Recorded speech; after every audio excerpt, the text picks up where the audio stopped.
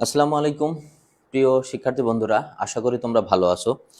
যেমনটি তোমরা আমাদের ইউনিভার্সিটির পেজে দেখছিলা যে আমরা আজ 11টার সময় তোমাদের মেগা লাইভ ক্লাস 2টা নেব। তোমাদের পরীক্ষা হচ্ছে আগামীকালকে। তো আজকে এই সাবজেক্টটা সকালে নেওয়ার উদ্দেশ্য হচ্ছে যে এই সাবজেক্টটাতে থেকে তোমরা যেন এই ভিডিওগুলো বেশ কিছুবার দেখতে পারো এবং নিজে প্র্যাকটিস করার মতো সময় পাও। হ্যাঁ, সেজন্যই আর কি। তো যারা ভিডিওতে যুক্ত হচ্ছ, কে কোথা থেকে যুক্ত হচ্ছ একটু কমেন্ট করে আমাদেরকে জানাও।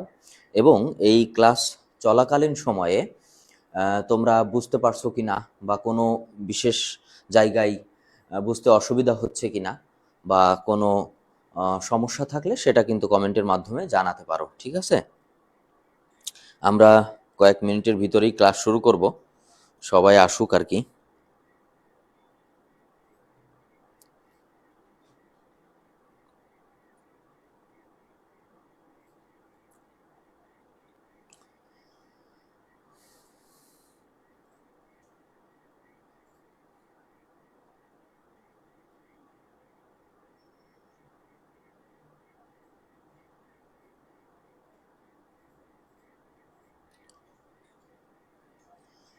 হ্যাঁ, তোমরা সবাই জয়েন হতে থাকো, আমরা ক্লাস শুরু করবো এখনই, ঠিক আছে?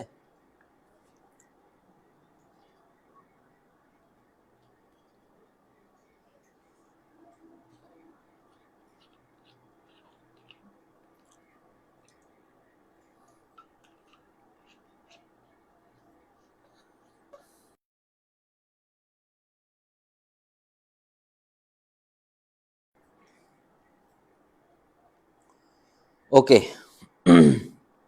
তাহলে আমরা মনে হয় আমাদের ক্লাসের দিকে আগাইতে পারি। এবং তোমরা যারা জয়েন হয়েছো তারা কে কোথা থেকে জয়েন হয়েছে একটু কমেন্ট করে দাও।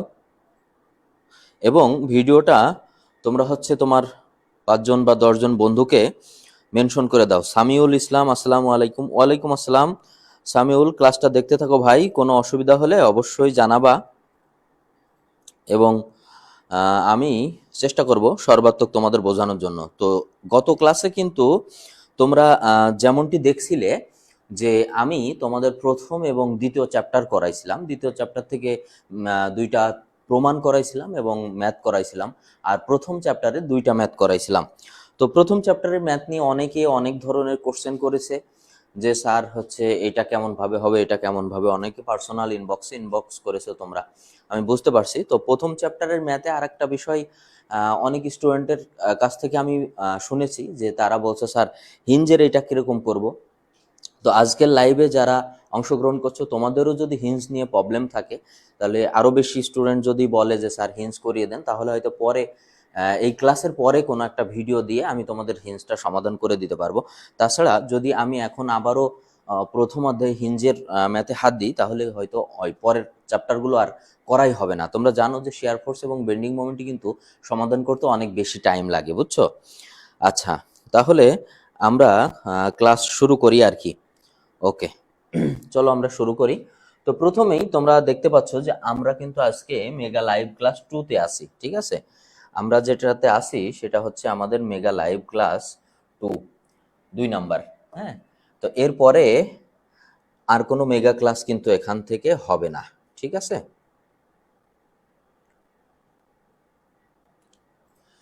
চলো দেখো 3 নাম্বার চ্যাপ্টারের প্রথম কি বলছে যে 3 মিটার দীর্ঘ একটি ক্যান্টিলিভার বিম, 3 মিটার দীর্ঘ একটি ক্যান্টিলিভার বিম আবদ্ধ প্রান্ত থেকে 2 মিটার পর্যন্ত 1000 কেজি লোড বহন করে। যদি আই ইজ ইকাল টু এত এবং ই ইজ ইকাল টু এত হয় তবে মুক্ত প্রান্তের ডিফ্লেকশন নির্ণয় করো। তাহলে সর্বপ্রথম আমরা জানবো যে ডিফ্লেকশন কি, ডিফ্লেকশন জিনিসটা কি এইটা আমরা একটু জানি। এই যে দেখো এখানে রয়েছে ডিফ্লেকশন। ডিফ্লেকশন মানে হচ্ছে স্থানচ্যুতি। স্থানচ্যুতি, ডিফ্লেকশন মানে কি বলতো? স্থানচ্যুতি অর্থাৎ একটা স্থান থেকে আর একটা স্থান থেকে অর্থাৎ যার তার যেখানে থাকার কথা সেই স্থান থেকে সরে যাওয়া, সেটাকে বলা হচ্ছে ডিফ্লেকশন। এখন তোমরা বলতে পারো স্যার ডিফ্লেকশন এটা কি চোখে দেখা যায়? হ্যাঁ, ডিফ্লেকশন চোখে দেখা যায়। দেখো যারা সরকারি পলিটেকনিকে পড়ো তারা কম বেশি ডিফ্লেকশন মনে হয় দেখেছে। আমি তো দেখেছিলাম, এখন তোমরাও দেখেছো, আমি তোমাদেরকে বলে দিলে তোমরা বুঝবা। দেখবা যে আমাদের সরকারি পলিটেকনিক গুলোতে যে পুরনো বিল্ডিং গুলো আছে, সেটা পুরনো হোস্টেল হোক বা একদম আগের মানে প্রতিষ্ঠাকালীন বিল্ডিং হোক, যে কোনো বিল্ডিং এর ছাদের দিকে তাকালে তোমরা খেয়াল করবা, দেখবা ছাদ থেকে প্লাস্টার খুলে খুলে, এটা যদি ছাদ হয়, এটা যদি ছাদ হয়, দেখবা ছাদের নিচে এভাবে প্লাস্টার খুলে দিয়েছে। খুলে গিয়ে কি হচ্ছে যে ওই উপরে রড দেখা যায়, বুঝতে পারছো? এবং রড যে আস্তে আস্তে মরিচা ধরেছে, ফেটে যাচ্ছে, এগুলো দেখা যায়। তো এটাই হলো ডিফ্লেকশন। এটা একটা ডিফ্লেকশন, আরো অনেক ডিফ্লেকশন আছে। অর্থাৎ ডিফ্লেকশন মানে হচ্ছে স্থানচ্যুতি। একটা নির্দিষ্ট জায়গায় যেটা থাকার কথা, সে বলের কারণে, প্রেসারের কারণে সেখান থেকে সরে গিয়েছে, সেটাকেই বলে হচ্ছে ডিফ্লেকশন। তো আশা করি তোমরা ডিফ্লেকশন বুঝতে পারছো। ওকে, যদি তোমরা ডিফ্লেকশন বুঝতে পারো, তাহলে আমরা মনে হয় ম্যাথের দিকে যাই, ম্যাথ শুরু করি। আচ্ছা, তো ম্যাথ শুরু করার আগে আমি যেমনটি তোমাদেরকে প্রত্যেকটা ম্যাথের ক্ষেত্রে কিন্তু একটা কথা বলি, যে ম্যাথ করার সময় সব সময় তুমি খেয়াল করবা যে কি তথ্য দেওয়া আছে আর কি তথ্য ওই ম্যাথ থেকে চেয়েছে। এই দুইটা যদি তুমি আইডেন্টিফাই করতে পারো, তাহলে তোমার ম্যাথ অর্ধেক, 50 না 70% সমাধান হয়ে যাবে। তাহলে দেখো, 3 মিটার দীর্ঘ একটি ক্যান্টিলিভার বিম, অর্থাৎ আমাদের একটা ক্যান্টিলিভার বিম আছে। এখন আমি যদি এখানে একটা ক্যান্টিলিভার বিম আঁকাই, যার ক্যান্টিলিভার বিম কাকে বলে বলো তো? আমি প্রথমে বলছিলাম ক্যান্টিলিভার বিম হচ্ছে সেই বিম যার এক প্রান্ত আবদ্ধ, অন্য প্রান্ত মুক্ত। এক প্রান্তে কি থাকে? আবদ্ধ থাকে, অন্য প্রান্ত মুক্ত থাকে। তেমনটি দেখতে পাচ্ছ আমাদের এই বিমটার কি বলতো, যে এক প্রান্ত আবদ্ধ আছে, অন্য প্রান্ত মুক্ত আছে। এখন এই যে ক্যান্টিলিভার বিম, এই ক্যান্টিলিভার বিমের দৈর্ঘ্য কত আমাদের এখানে বলছে, ভালো করে খেয়াল করো, দেখো 3 মিটার। কত মিটার? 3 মিটার। আচ্ছা, তার মানে আমার এই ক্যান্টিলিভার বিমটা লম্বা হচ্ছে 3 মিটার। ওকে, এখন বলছে আবদ্ধ প্রান্ত থেকে 2 মিটার পর্যন্ত, অর্থাৎ আমার যে ফিক্সড প্রান্তে যে সাপোর্ট আছে, এই সাপোর্ট থেকে 2 মিটার পর্যন্ত। এখান থেকে মনে করলাম যে এটা হচ্ছে 2 মিটার, এটা হচ্ছে 2 মিটার, ঠিক আছে। এই পর্যন্ত 1000 কেজি লোড কেজি পার মিটারে, 1000 কেজি পার মিটার লোড বহন করে, ঠিক আছে।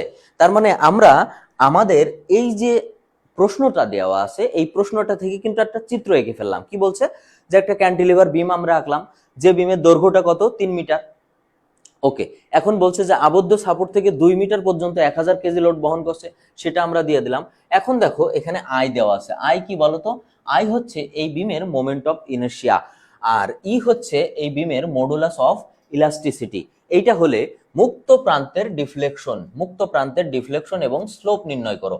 তাহলে মুক্ত প্রান্ত কোথায় আছে? মনে করি আমি এটা এ, এটা হচ্ছে বি, ঠিক আছে। এই পয়েন্টটাকে আমরা সি ধরলাম। এখন মুক্ত প্রান্ত কোথায় আছে? এখানে আছে। এখন এই বিমের মুক্ত প্রান্তে ছাড়াও ওই পাশে আর কি কোনো লোড আছে? দেখো 2 মিটারের পরে কিন্তু কোনো লোড নাই। আচ্ছা, ঠিক আছে, তাহলে আমরা মুক্ত প্রান্তের ডিফ্লেকশন বের করব। এখন ডিফ্লেকশন বের করার সময় সর্বপ্রথম তোমাকে বুঝতে হবে যে ডিফ্লেকশন কেন হয়। ডিফ্লেকশন কিসের জন্য হয় বলো তো? ডিফ্লেকশন হয় হচ্ছে মোমেন্টের জন্য। কিসের জন্য? মোমেন্টের জন্য। অর্থাৎ যে মোমেন্ট এর উপর কাজ করে সেটার জন্য কি হয়? ডিফ্লেকশন হয়। তাহলে আমাদের সর্বপ্রথম এই বিমের, এই যে ক্যান্টিলিভার বিম আছে, এই বিমের মোমেন্ট বের করতে হবে। এখন মোমেন্ট বের করার জন্য আর একটা কথা আছে, এই বিমের সাপোর্ট কয়টা খেয়াল করো তো? একটা। সাপোর্ট কোন বিন্দুতে আছে? এ বিন্দুতে। এখন যখন সাধারণভাবে স্থাপিত বিম, এই মনে করো যে এইটা একটা পিন সাপোর্ট আর এইটা একটা রোলার সাপোর্ট, এটা একটা সাধারণভাবে স্থাপিত বিম। এখন এই বিমে যত লোডই থাক না কেন, কে বহন করে? মনে করো এটা এ, এটা বি, এই এ আর বি বহন করে। কিন্তু ক্যান্টিলিভার বিমের ক্ষেত্রে এক প্রান্ত মুক্ত থাকে আর এক প্রান্ত আবদ্ধ থাকে। তাহলে উপরে যতই লোড আসুক না কেন, কোন প্রান্ত বহন করবে বলতো? এই যে এ প্রান্ত। আচ্ছা, আশা করি তোমরা বুঝতে পারছো। ওকে, যদি এ প্রান্ত বহন করে তাহলে আমাদের কি বের করতে হবে? সর্বোচ্চ মোমেন্ট। এখন মোমেন্ট কোথায় হবে বলতো? এ প্রান্তে হবে। মোমেন্ট কে, ধরো এটা একটা ক্যান্টিলিভার বিম, এইভাবে ধরে রেখেছি, আমি এখানে এইভাবে চাপ দিলাম বা যে কোনো প্রান্তে চাপ দিলাম, মোমেন্টটা কোথায় হবে বলতো? এই যে সাপোর্টে। মোমেন্ট বহন করবে কে? সাপোর্ট। তাহলে আমরা লিখতে পারি না যে সর্বোচ্চ মোমেন্ট? কি লিখতে পারি? ম্যাক্সিমাম, ম্যাক্স মোমেন্ট বা সর্বোচ্চ মোমেন্ট। এখন সর্বোচ্চ মোমেন্ট কি বলতো? এম অফ এ। কারণ সর্বোচ্চ মোমেন্ট কোন বিন্দুতে হবে? সাপোর্টে, এ বিন্দুতে। আচ্ছা, এখন ভালো করে খেয়াল করো, আমাদের এই লোডটা কতটুকু দেওয়া আছে? এই লোডটা দেওয়া আছে হচ্ছে 1000। কত মিটার জুড়ে আছে লোডটা? 2। তাহলে আমরা এখানে লিখলাম 1000 গুণ 2। এখন আমাদের যে লোডটা, এই লোডটা কি বলতো? এই লোডটা কি লোড? এই লোডটা হচ্ছে সমভাবে বিস্তৃত লোড। এখন সমভাবে বিস্তৃত লোড বিমের কোথায় অবস্থান করে? কেন্দ্রে, তার মানে এই মাঝখানে কোনো একটা জায়গায়। এখন 2 মিটারের কেন্দ্র বানাতে হলে আমাদের কি করতে হবে বলতো? 2 দিয়ে ভাগ দিতে হবে, 2 কে 2 দিয়ে ভাগ দিতে হবে। তাহলে এখানে আমরা কি করব? ইন্টু 2/2। ঠিক আছে, তাহলে সমান সমান এখন আমাদের মোমেন্ট কত আসবে বলতো? আমাদের মোমেন্ট আসবে হচ্ছে 2000 কেজি মিটার। ওকে, এটা আমাদের মোমেন্ট এসেছে। ঠিক আছে, এখন আমাদের প্রশ্নে কি চেয়েছে? যে মুক্ত প্রান্তে ডিফ্লেকশন। এখন মুক্ত প্রান্তে ডিফ্লেকশন তোমাকে আগে জানতে হবে যে মুক্ত প্রান্তে ডিফ্লেকশনের সূত্রটা কি, বা মুক্ত প্রান্তে ডিফ্লেকশন কাকে বলে। তাহলে মুক্ত প্রান্তে ডিফ্লেকশন কি জানো? মুক্ত প্রান্তে ডিফ্লেকশনের সূত্র হচ্ছে, আমরা এখানে লিখতে পারি মুক্ত প্রান্তে ডিফ্লেকশন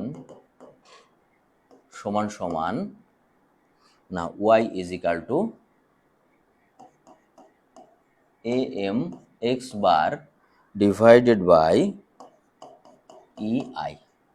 এখন ভালো করে খেয়াল করো যে আমাদের মুক্ত প্রান্তের ডিফ্লেকশন কি? y is equal to am x bar by ei, তাই না? এখন ভালো করে খেয়াল করো তো, আমাদের এই যে মুক্ত প্রান্তে ডিফ্লেকশন বলেছে, এটা বের করতে হলে কি লাগবে? am লাগবে, x বার লাগবে, e লাগবে, i লাগবে, তাই না? আচ্ছা, এখন তাহলে আমরা সর্বপ্রথম যদি লেখি মুক্ত প্রান্তের ডিফ্লেকশন বের করি, এই পাশে আমরা মনে করো লিখলাম am। ঠিক আছে, আচ্ছা, এখন আমরা যদি am লিখি, তাই না? মনে করো যে আমরা এখানে লিখলাম am। এখন তোমাদের একটা প্রশ্ন হইতে পারে না যে am জিনিসটা কি? যেটা কি খায় না মাথায় দেয়? আচ্ছা, এখন ভালো করে খেয়াল করো, তোমরা যদি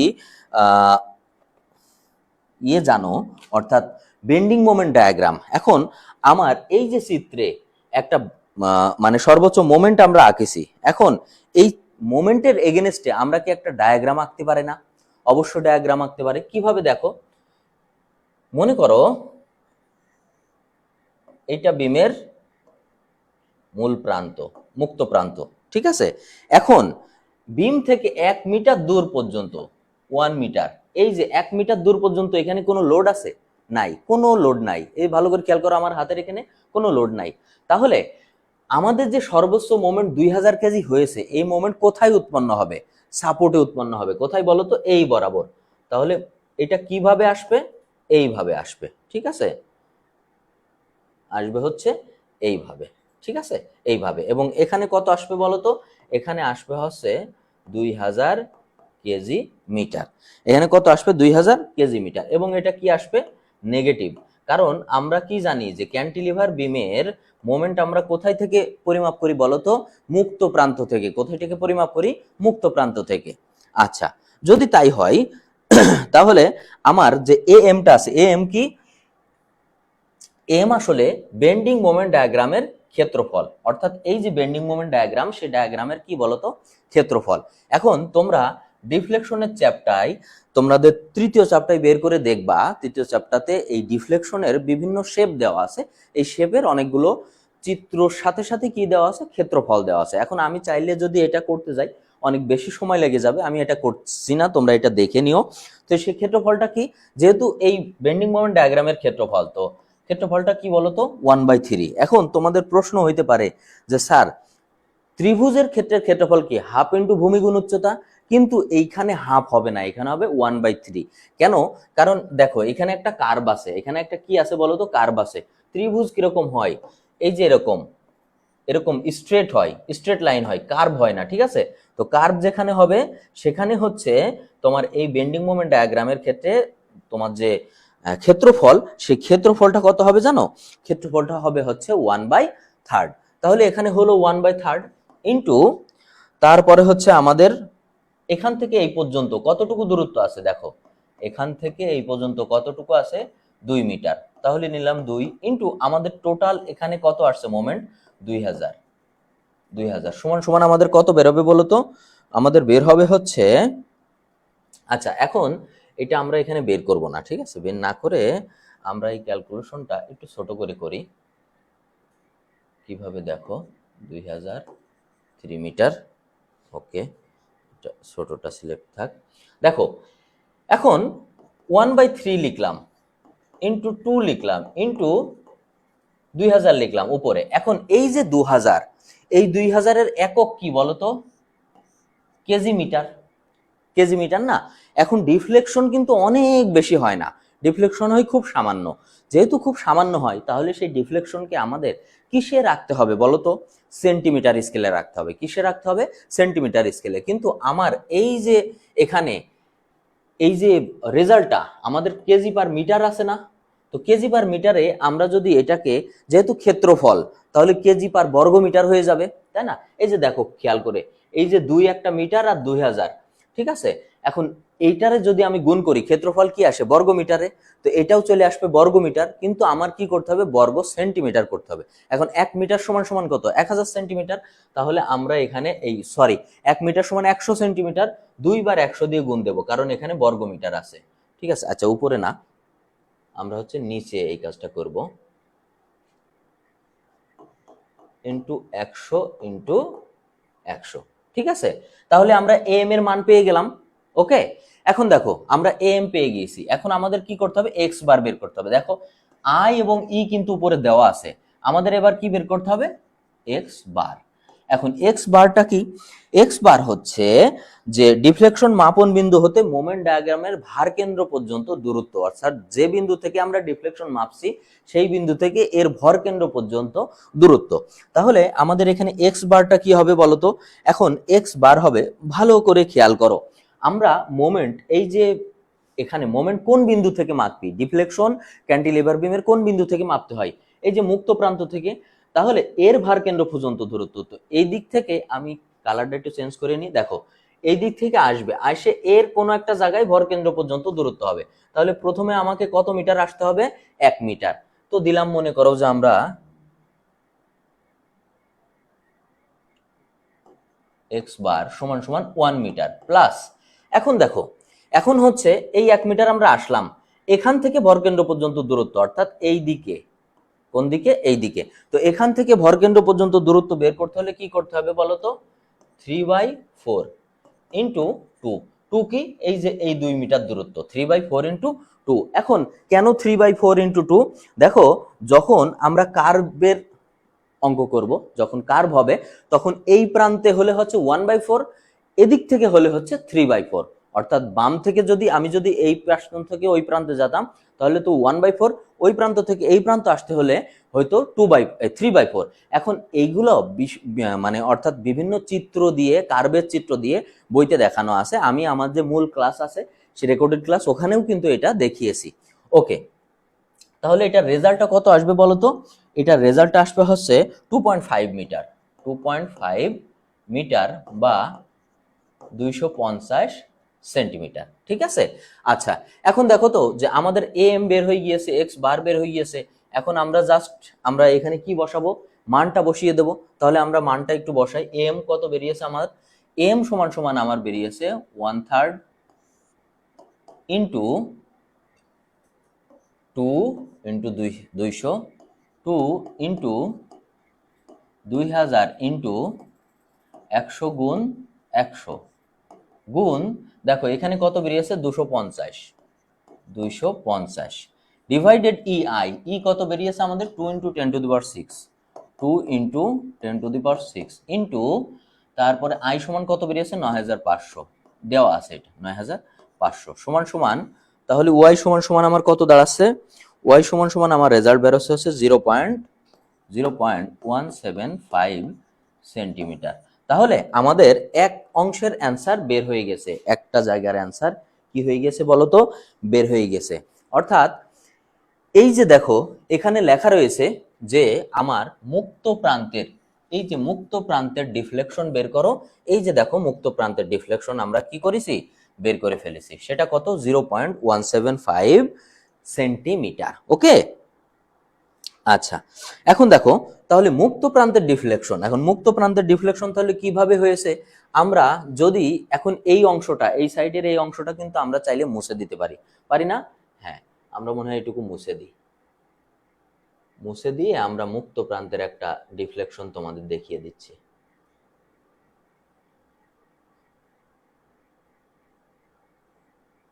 কার্ভটা থাক, ওকে। এখন দেখো এটা মনে করো, এটা মনে করো একটা স্ট্রেট লাইন, ঠিক আছে, এই বিমের স্ট্রেট লাইন। এখন মুক্ত প্রান্তে ডিফ্লেকশন, তাহলে মানে ডিফ্লেকশন কোন প্রান্তে হয়েছে, এই যে দেখো এই প্রান্তে। এখন যদি এই প্রান্তে হয়, ডিফ্লেকশন কোথায় হয় বলো তো? ডিফ্লেকশন কোথায় হয়? যেখানে সাপোর্টের শক্তি কম, তাই না? সাপোর্টে তো শক্তি বেশি, সেই জায়গায় ডিফ্লেকশন হয় না, ডিফ্লেকশন হয় দূরে। তাহলে সেই ডিফ্লেকশনটা কিভাবে হবে দেখো, আস্তে আস্তে এইভাবে যেতে যেতে এইভাবে, এই যে দেখো এটা হচ্ছে ওয়াই। তাহলে আমার এখানে কি বেরিয়েছে? ডিফ্লেকশন বেরিয়েছে, এবং এই ডিফ্লেকশনটা কত বলো তো? 0.175 সেন্টিমিটার। ওকে, তাহলে কি বের হয়েছে? ওই প্রান্তে আমাদের ডিফ্লেকশন বের হয়ে গেছে। এখন আমাদের আর একটা কি বলেছে? স্লোপ নির্ণয় করো। আমাদের কি বলেছে বলো তো? স্লোপ নির্ণয় করো। এখন স্লোপটা কি? স্লোপটা হচ্ছে এই যে মনে করো ডিফ্লেকশন এখান থেকে শুরু হয়েছে, তাহলে এই বরাবর এখানে একটা কোণ উৎপন্ন হয়েছে, যেটার নাম কি বলতো? থিটা। এখানে একটা কোণ উৎপন্ন হয়েছে, যেটার নাম কি? থিটা। এই থিটা কোণ আমাদের বের করতে হবে, ঠিক আছে? তাহলে যেহেতু আমাদের ডিফ্লেকশন, মুক্ত প্রান্তের ডিফ্লেকশন বের হয়ে গেছে, এখন আমরা কি বের করব? যে ওই প্রান্তের থিটা, ঠিক আছে? তাহলে আমরা থিটার সূত্র বসাবো। ওকে, তাহলে আমরা এগুলো মুছে ফেলি।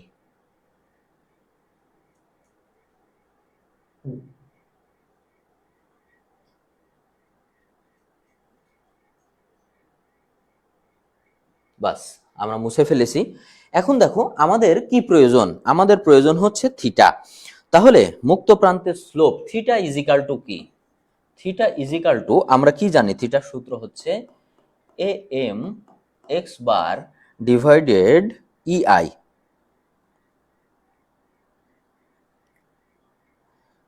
সরি, এক্স বার হবে না এখানে, এম বাই ই আই। এখন দেখো এ এম এর মানে যে রেজাল্ট, সেটা তো আমরা আগেই বের করেছি। কত বের করছিলাম মনে আছে কি তোমাদের? 1/3 ইন্টু 2 ইন্টু 2000 ইন্টু 100 ইন্টু 100 100। এখন তোমাদের যদি মনে হয় যে 1/3 ইন্টু 2 ইন্টু 2000 ইন্টু 100 ইন্টু 100, এটা বারবার আমি না টেনে এটা যত হয় তত আমি হিসাব করে লিখে দেবো, কোনো সমস্যা নাই, তুমি লিখে দাও। সেটার স্কেল কি দিবা বলো তো? স্কেল দিবা, যেহেতু এটা কেজি বর্গ সেন্টিমিটার, কি সেন্টিমিটার? বর্গ সেন্টিমিটার। ওকে, এরপরে দেখো ই কত দেওয়া আছে? ই দেওয়া আছে 2 ইন্টু 10⁶। এই যে দেখো, তারপর আই কত দেওয়া আছে? আই দেওয়া আছে 9500। এখন আমরা যদি এটা ক্যালকুলেশন করি, তাহলে আমাদের রেজাল্ট কত আসে? আমাদের রেজাল্ট আসে হচ্ছে 0.00123007017। এটা হচ্ছে কি বলতো? আরইডি। আরইডি কেন? আরইডি হচ্ছে রেডিয়ান। আরইডি মানে কি? আরইডি মানে হচ্ছে রেডিয়ান। কারণ আমাদের থিটা, থিটা কিসে আসে বলতো? থিটার একক কি? কোণের একক কি? কোণের একক হচ্ছে রেডিয়ান, ঠিক আছে? এখন তুমি যদি এটাকে অ্যাঙ্গেলে নিতে চাও, তো পাই বাই 180 দিয়ে গুণ করলে কিন্তু এটা চলে আসবে, ঠিক আছে? তাহলে আশা করি তোমরা এই ডিফ্লেকশনটা বুঝতে পারছো। এখন তোমরা যারা লাইভ ক্লাস করতেছো, ডিফ্লেকশন নিয়ে যদি কোনো প্রবলেম থাকে, তাহলে আমি পরবর্তী অঙ্ক শুরু করব আরো 2 মিনিট পরে। তাহলে তোমরা একটু কমেন্ট করো, ঠিক আছে, যে ডিফ্লেকশন নিয়ে তোমাদের প্রবলেম আছে কিনা। আচ্ছা, আর যারা যারা তোমরা সাজেশনের কথা বলছিলা, ঠিক আছে, যে স্যার হচ্ছে সাজেশন লাগবে, তো তারা এই ভিডিওতে তোমরা হচ্ছে এই সাবজেক্টের নাম কি বলো তো তোমাদের? Theory of structure, theory of structure. হ্যাঁ, তাহলে তোমরা এই যে টিওএস লিখে কমেন্ট করতে পারো। টিওএস কমেন্ট করলে কিন্তু তোমাদের মানে ইনবক্সে এই থিওরি অফ স্ট্রাকচার সাজেশনটা চলে যাবে, ঠিক আছে? ওকে, আচ্ছা, কেউ কেউ কমেন্ট করেছে, আমি দেখতেছি একজন কমেন্টের নাম পবন দাস সম্ভবত। তুমি কমেন্ট করেছো, কমেন্ট করে সাজেশনটা যেই পেয়েছো আর কমেন্টটা ডিলিট করে দিয়েছো।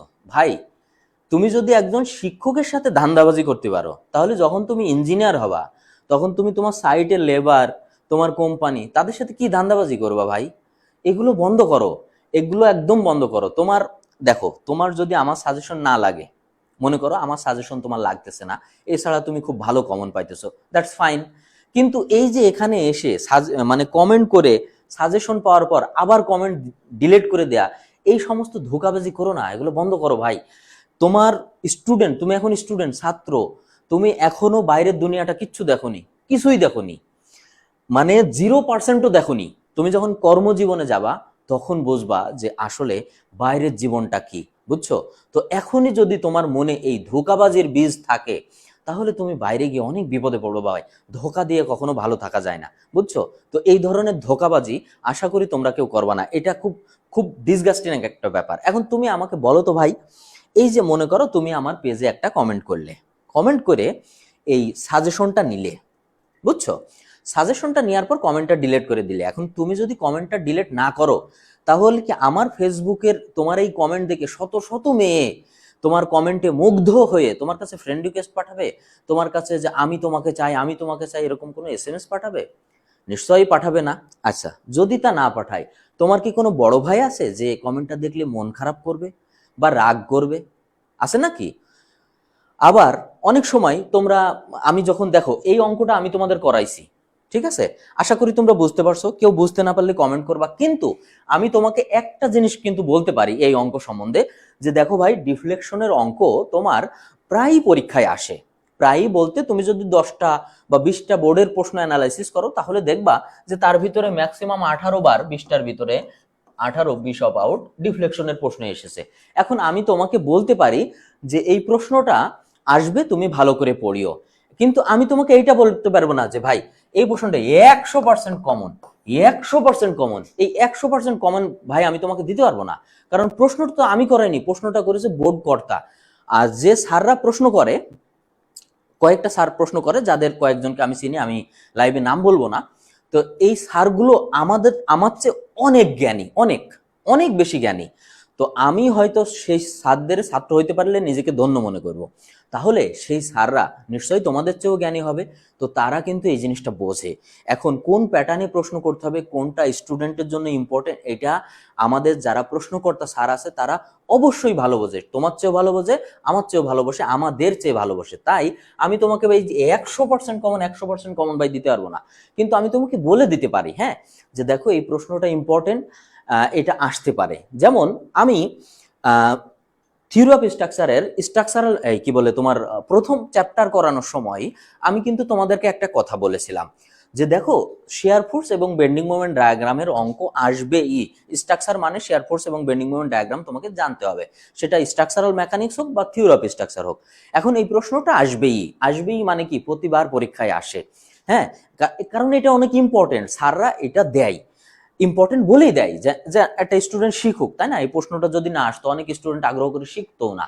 তো স্যাররা কিন্তু সৎ উদ্দেশ্য নিয়ে শেখানোর জন্য দেয়। কিন্তু আমি এখানে একটা অঙ্ক তোমাকে করে দিলাম, ধরো 2টা নিয়ম আমি করে দিলাম। মেগা ক্লাস 1-এ কিন্তু আমি 2টা নিয়ম করে দিয়েছি।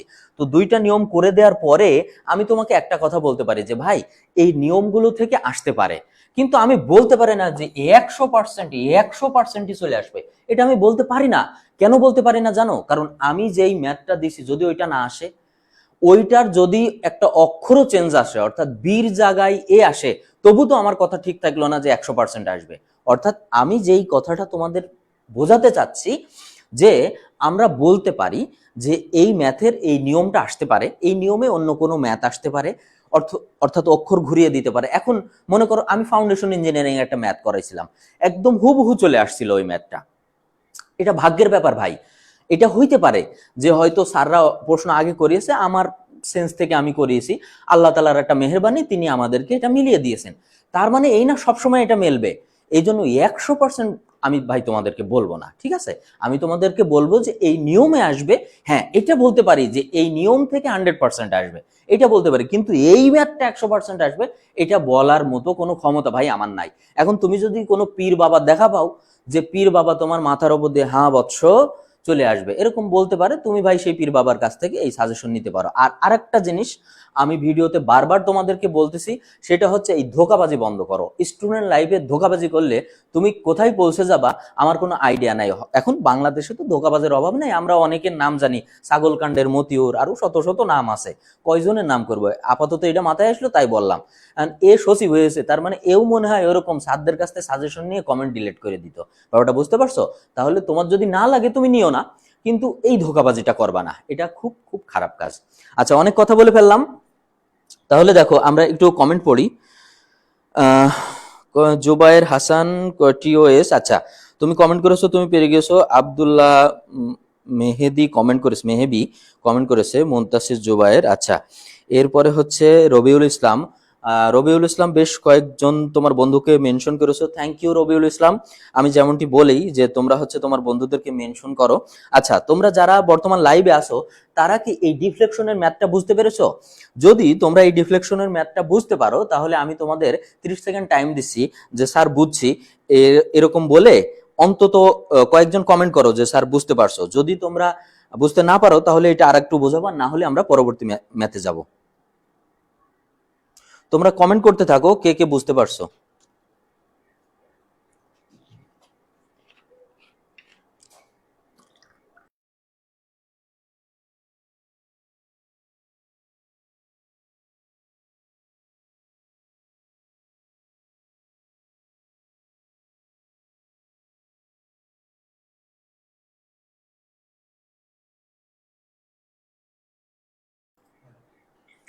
আচ্ছা, এখানে এই যে 100% লেখা দেখি তোমরা কিন্তু মনে করতে পারো যে আমি বলেছি যে 100% তোমরা কমন পাবা। না ভাই, আমি ওই ইয়েতে কি বলে তোমাদের বাসের ভিতরে ওষুধ বিক্রি করতে আসিনি যে বলবো যে এটা 100% কাজ করবে, বুঝছো? ওই যে আমার ইউনিভার্সিটি ছিল হচ্ছে ফার্ম গেটে, বুঝছো? তো আমি থাকতাম হচ্ছে আসাদ গেট। তো আমার রুট ছিল হচ্ছে ওই সংসদ ভবনের সামনে দিয়ে তোমার হচ্ছে ইউনিভার্সিটিতে যাওয়া। তো অনেক সময় বাস পেতাম, অনেক সময় পেতাম না, অনেক সময় রিক্সা যেতাম, অনেক সময় হেঁটেও যেতাম। বেশিরভাগ সময় তো বোধহয় হেঁটেই গেছি, বন্ধু বান্ধবের সাথে গল্প করতে করতে যাইতাম। ফার্মগেট দিয়ে ভিতরে ঢুকলে আমার ইউনিভার্সিটি ওদিকে। তো এখন ওইদিকে জাতি জাতি দেখতাম তেলা পোকা আছে না, তোমার হচ্ছে তেলা পোকার ওই যে বিক্রি করার মাইক বাজাতো আর কি। হ্যাঁ, তো ওই মাইকে বলতো যে ভাই এটা একদম মরে যাবে মরে যাবে মরে যাবে। তো এই দেখে আমার এক বন্ধু বলছে যে আমাদের ম্যাচে তেলা পোকা হয়েছে, এটা নিয়ে যায়। ঠিক আছে নিয়ে যা।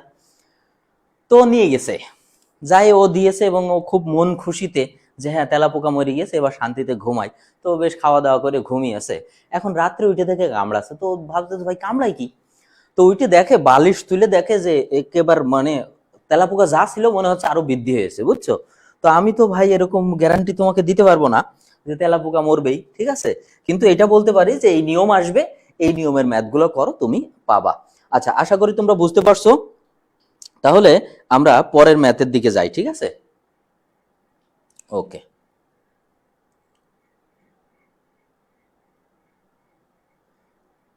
দেখো পরের যে এই ম্যাথটা আসছে, ঠিক আছে, এই ম্যাথটা 100% আসবে এটা আমি বলছি না, তবে হ্যাঁ এই নিয়মের ম্যাথ অর্থাৎ ট্রাসের ম্যাথ তুমি একটা পরীক্ষায় পাবা, অবশ্যই পাবা।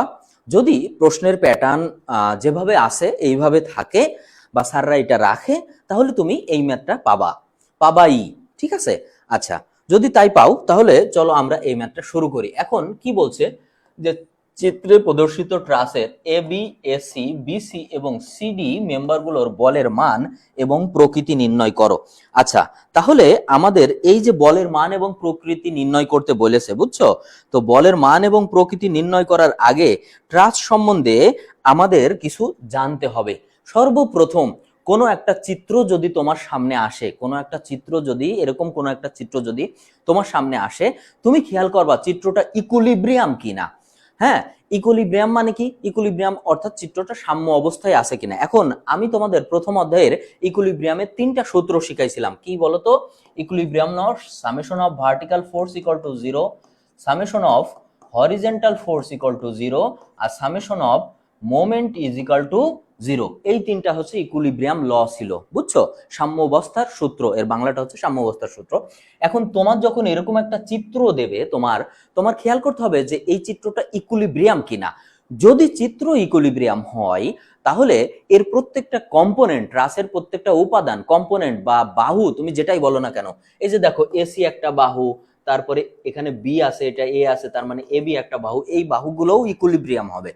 এখন তোমাদের থিওরি অফ স্ট্রাকচারে সমস্ত ল হচ্ছে ইকুইলিব্রিয়াম দিয়ে, অর্থাৎ সবগুলো ইকুইলিব্রিয়াম হবে, এর বাইরে হবে না।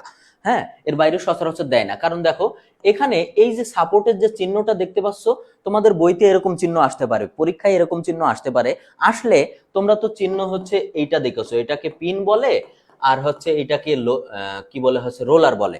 তো এই দুইটা চিহ্নের পরিবর্তে তোমরা যদি এইরকম চিহ্ন দেখতে পাও তাহলে হেজিটেটেড হওয়ার কিচ্ছু নাই, কোনো চিন্তা নাই, এটাও ইকুইলিব্রিয়াম। এটা কি বলতো? ইকুইলিব্রিয়াম। তাহলে প্রথমে আমরা টেস্ট করে নিলাম যে আমাদের এই ট্রাসটা ইকুইলিব্রিয়াম কিনা, অর্থাৎ সাম্য অবস্থার সূত্র মেনে চলে কিনা, সেটা আমরা পেয়ে গেলাম। এখন দেখো ট্রাসের আমাদের কি বলেছে, ভালো করে খেয়াল করো। এবি, এবি মানে কোনটা বলতো? এই বাহুটা। এরপর বলেছে এসি, তার মানে কোন বাহুটা? এই বাহুটা। তারপর বলেছে বিসি, এখন দেখো বিসি তার মানে এই বাহুটা, ঠিক আছে। এরপর কি বলেছে? সিডি, এই যে দেখো এই বাহুটা। এই চারটা বাহু ভালো করে তুমি যদি খেয়াল করো যে তোমাদেরকে বলা হয়েছে এই চারটা বাহুর মান বের করতে। ওকে, এখন দেখো চিহ্নিত করা এই চারটা বাহুর মান বের করতে বলা হয়েছে।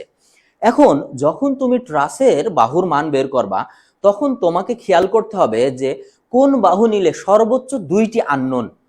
কি বলতো? সর্বোচ্চ দুটি আননোন। অর্থাৎ আমরা ট্রাসে এখানে চারটা বাহু আছে। এখন দেখো আমি যদি এই বাহু থেকে কাজ শুরু করি, এই বাহু থেকে কাজ শুরু করতে গেলে আমার দেখতে হবে যে দুইটা আননোন আছে না বেশি আননোন আছে। যদি দুইটার বেশি আননোন থাকে তাহলে তুমি বাহুর মান বের করতে পারবা না। কি বলতো? বাহুর মান বের করতে পারবা না। তাহলে সর্বোচ্চ, সর্বনিম্ন হলেও হবে, সর্বোচ্চ কয়টা আননোন থাকতে হবে? দুইটা। ওকে, আচ্ছা, এটা হচ্ছে শর্ত। তাহলে শর্ত কি? প্রথমে এক নাম্বার হচ্ছে আমাদের দেখতে হবে যে ট্রাসটা ইকুইলিব্রিয়াম কিনা। তাহলে যদি আমরা শর্তগুলো একটু লিখি, ইকুইলিব্রিয়াম কি না, ঠিক আছে। আচ্ছা, দুই নাম্বার শর্ত কি? দুই নাম্বার শর্ত হচ্ছে ম্যাক্সিমাম দুইটি আননোন, ম্যাক্স দুইটি আননোন। ম্যাক্সিমাম কয়টা আননোন হবে? দুইটি আননোন হবে। দুইটার বেশি আননোন ফোর্স নিলে এটা সমাধান করতে পারবা না, ঠিক আছে। আচ্ছা, আচ্ছা, এরপরে দেখো আমাদের তিন নাম্বার যে শর্ত আছে, এই যে মেম্বারগুলো দেখছো, ঠিক আছে, এই যে এসি মেম্বারটা, এবি মেম্বারটা, হ্যাঁ, তারপরে সিবি, বিসি, তারপরে সিডি, এই যে মেম্বারগুলো দেখছো, এই মেম্বারগুলো টেনশন লোড বহন করছে না কম্প্রেশন বহন করছে সেটা আমরা ধরে নিতে হবে। এখন কোন মেম্বারে ধরে নিলে যে তুমি টেনশন, কিন্তু সেই মেম্বার ক্যালকুলেশন করে তুমি দেখলে যে কম্প্রেশন বহন করছে, কোনো সমস্যা নাই, তুমি যা খুশি ধরে নিতে পারো। প্রত্যেকটা এই যে চারটা মেম্বার আছে, প্রত্যেকটা মেম্বারকে তুমি টেনশনাল মেম্বার ধরে নিতে পারো, আবার প্রত্যেকটা মেম্বারকে তুমি কম্প্রেশনাল মেম্বারও ধরে নিতে পারো। তবে ম্যাথ যখন তুমি সমাধান করবা তখন যদি মাইনাস রেজাল্ট আসে, মাইনাস রেজাল্ট, RESULT, আচ্ছা, রেজাল্ট হলে কম, কম মানে কি বলতো? কম্প্রেশন। মাইনাস যদি রেজাল্ট হয় তাহলে কম্প্রেশন, আর যদি প্লাস রেজাল্ট হয় তাহলে, যদি প্লাস রেজাল্ট হলে কি হবে বলতো? টেনশন। টেনশন। এখন আমি এই ম্যাথ করার আগে আরেকটা জিনিস তোমাদের একটু বুঝিয়ে দিই, সেটা হলো কম্প্রেশন কি আর টেনশন কি। দেখো এইটা মনে করো যে আমাদের একটা মেম্বার, এই মেম্বারের দুই পাশ থেকে এরকম টানা হচ্ছে, বাইরের দিকে এইভাবে টানা হচ্ছে, খিচা যেটাকে বলে, হ্যাঁ, এইভাবে টানা হচ্ছে, বুঝছো? এইভাবে টানা হচ্ছে, তাহলে এইটাকে বলে হচ্ছে টেনশন, SION, টেনশন, ঠিক আছে। আচ্ছা, আবার কোন মেম্বার আছে যেই মেম্বারের প্রেসারের ফলে, এই যে দেখো এটা আরেকটা মেম্বার, প্রেসার দুই পাশ থেকে কি করছে? এই মেম্বারের উপর আসছে, এটা হচ্ছে কম্প্রেশন। তো কম্প্রেশনের মানটা হয় মাইনাস, আর টেনশনের যে মান সেটা হয় হচ্ছে কি বলতো? প্লাস। তার মানে রেজাল্ট বের করার সময় আমাদের মাইনাস বেরোলে সেটার পাশে আমরা কি লিখবো বলতো? COM, কম। কম লিখলেই যথেষ্ট। আর এর পাশে TN, টেনশন লিখলেই যথেষ্ট। তবে তোমার যদি মনে চাই তুমি পুরো কম্প্রেশন শব্দটা লিখে দিতে পারো, কোনো সমস্যা নাই। অথবা শুধুমাত্র সি দিয়ে দিতে পারো, শুধু সি, COM কিচ্ছু লাগবে না, শুধু সি, বড় হাতের এরকম সি। কম্প্রেশন হলে এর পাশে সি লিখে দিবা, টেনশন হলে এর পাশে টি লিখে দিবা, দিয়ে যে এককটা থাকবে টন, কেজি, তারপরে হচ্ছে মনে করো পাউন্ড, সেটা তুমি দিয়ে দিতে পারো। ওকে, আচ্ছা, তাহলে আমরা আশা করি যে আমাদের এই অঙ্ক সম্বন্ধে যে তথ্য, সেই তথ্যগুলো আমরা দিয়ে দিতে পেরেছি। এখন সেই তথ্যগুলো নিয়ে আমি কাজ করব। আচ্ছা, তার আগে আরেকটা কথা মনে পড়ে গেল, একটু বলে দিই। তোমাদের খেয়াল করতে হবে যে এই যে ট্রাসের যে মেম্বারগুলো তোমরা দেখছো, সেই মেম্বারগুলো রিডান্ডেন্ট কিনা অথবা ডেফিসিয়েন্ট কিনা। এখন প্রশ্ন হইতে পারে, স্যার রিডান্ডেন্ট, ডেফিসিয়েন্ট এগুলো আবার কি? এগুলো অবশ্যই তোমরা জানো অলরেডি, তারপরেও আমি তোমাদের জন্য বলে দিচ্ছি যে পারফেক্ট ফ্রেম আর ইমপারফেক্ট ফ্রেম বলে একটা কথা আছে। একটা কথা কি আছে বলো তো, পারফেক্ট আর ইমপারফেক্ট। তাহলে আমি এটা একটু মুছে দিই, এগুলো মুছে দিলে তোমাদের বোঝাতে সুবিধা হবে না।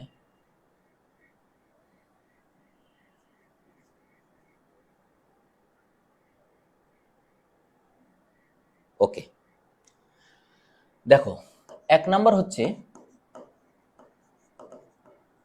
Perfect, FECT, perfect frame. আর দুই নাম্বার হচ্ছে ইমপারফেক্ট।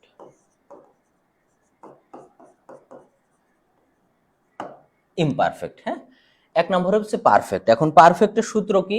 n = 2j - 3। ঠিক আছে, এখন এই এনটা কি? এন হচ্ছে ট্রাসের মেম্বার। এন কি বলতো? এন সমান সমান ট্রাসের মেম্বার। আর জে কি? জে হলো জয়েন্ট।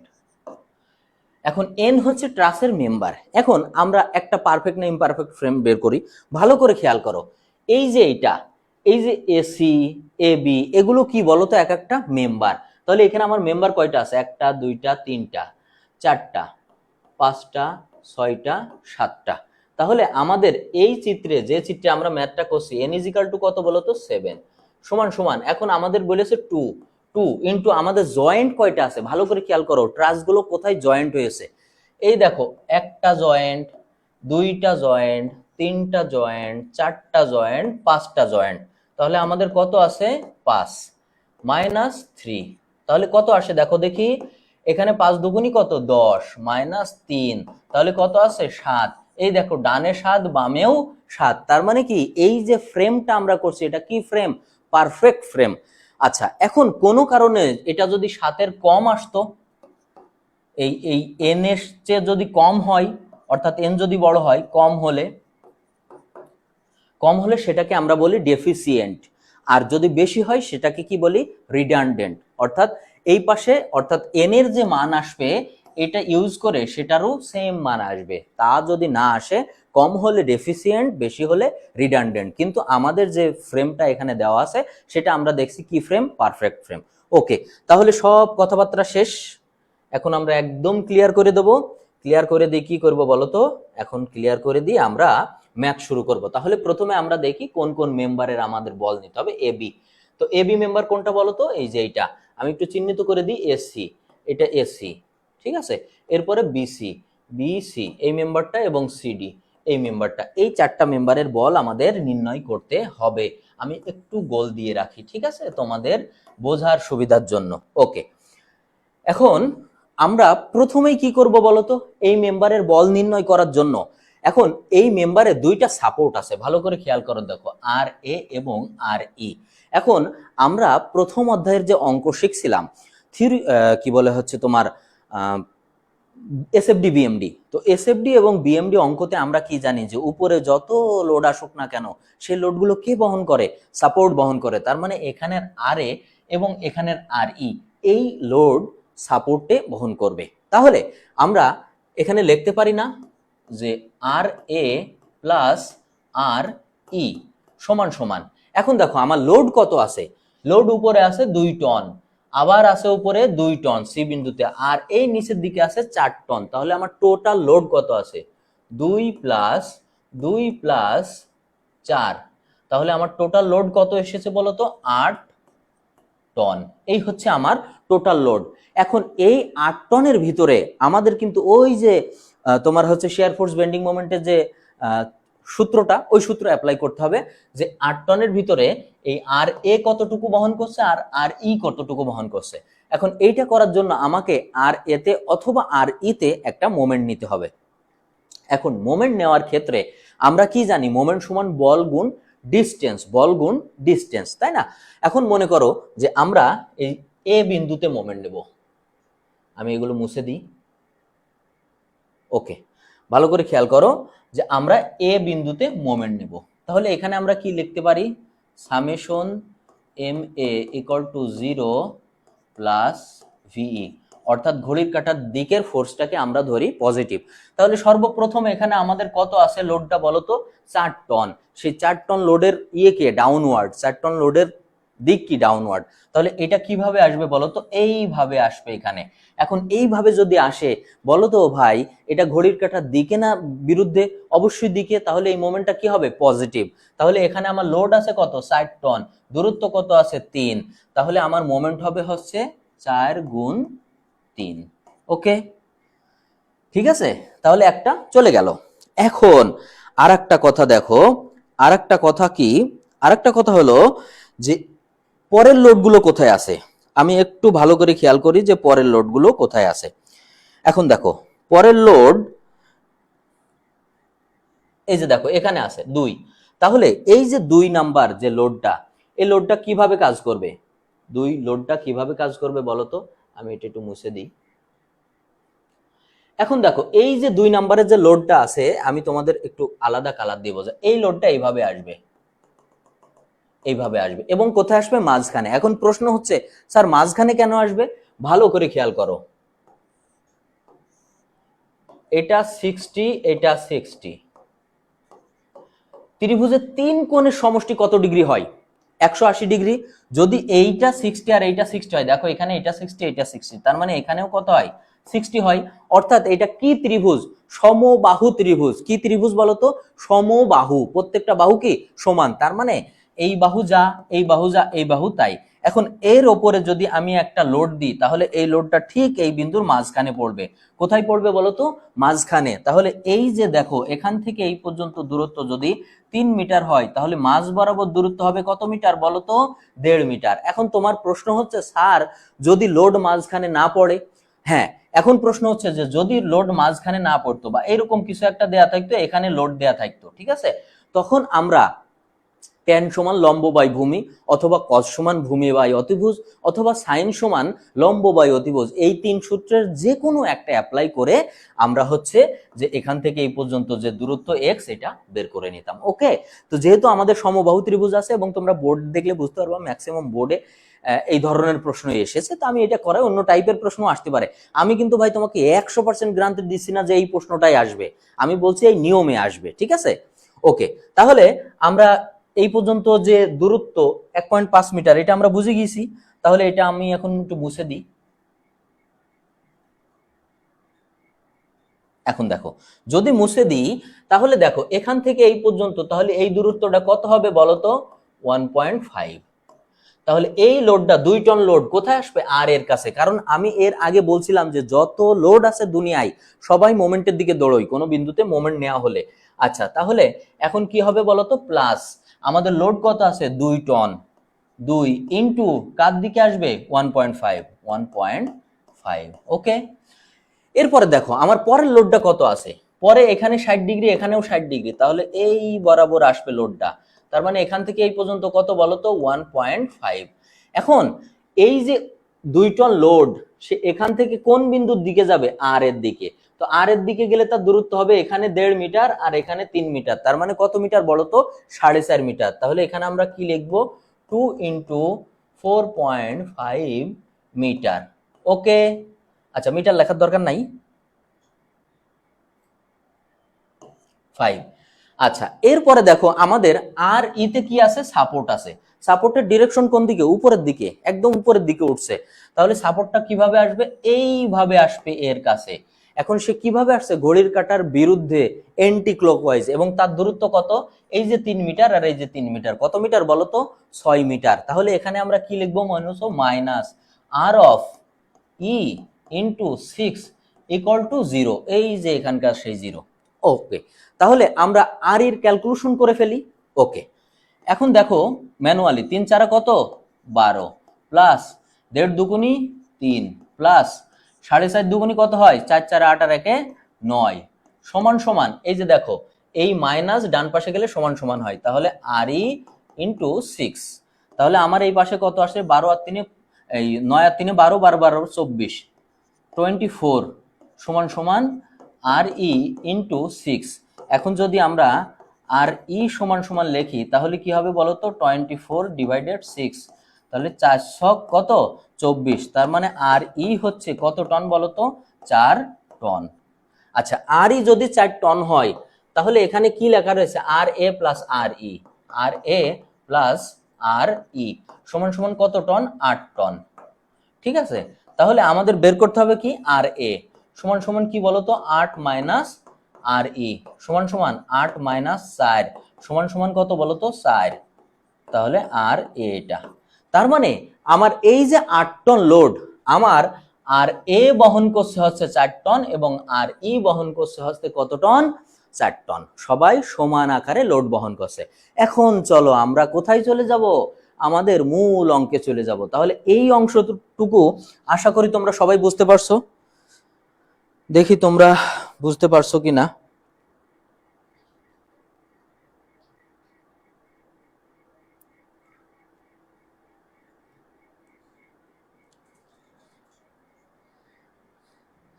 আচ্ছা, সৌরভ হোসেন, বুঝেছি স্যার। আচ্ছা, তোমরা তাহলে বুঝতে পারছো, হ্যাঁ ঠিক আছে, ওকে।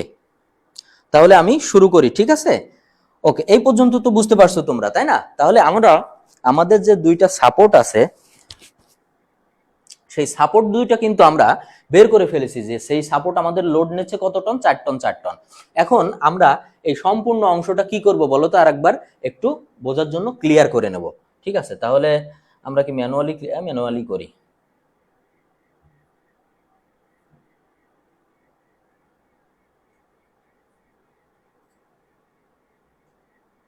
ওকে, আরো কিছু জিনিস দরকার নাই আমাদের আপাতত।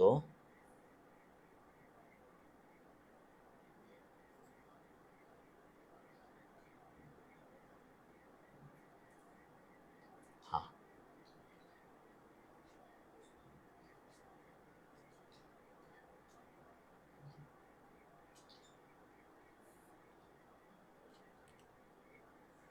আমাদের এই মেম্বার, ওকে।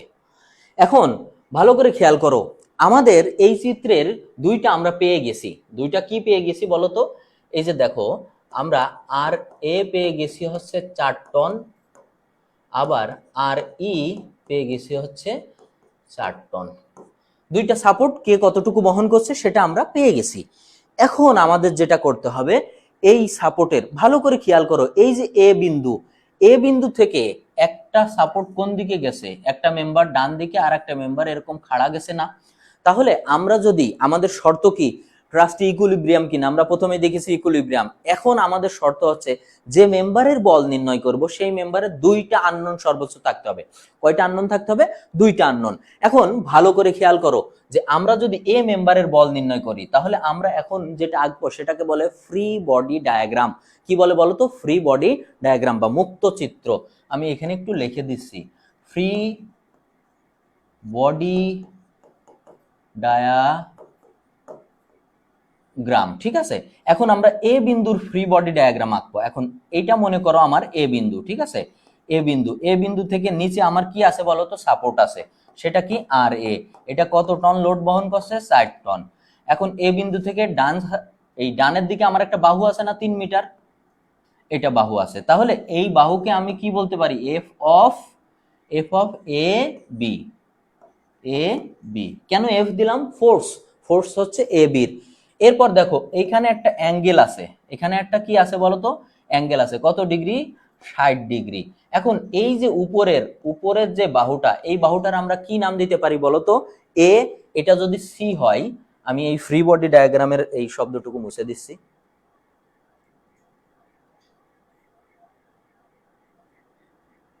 ভালো করে দেখো, এটা যদি সি হয় তাহলে এটাকে আমরা কি বলতে পারি? F of A C.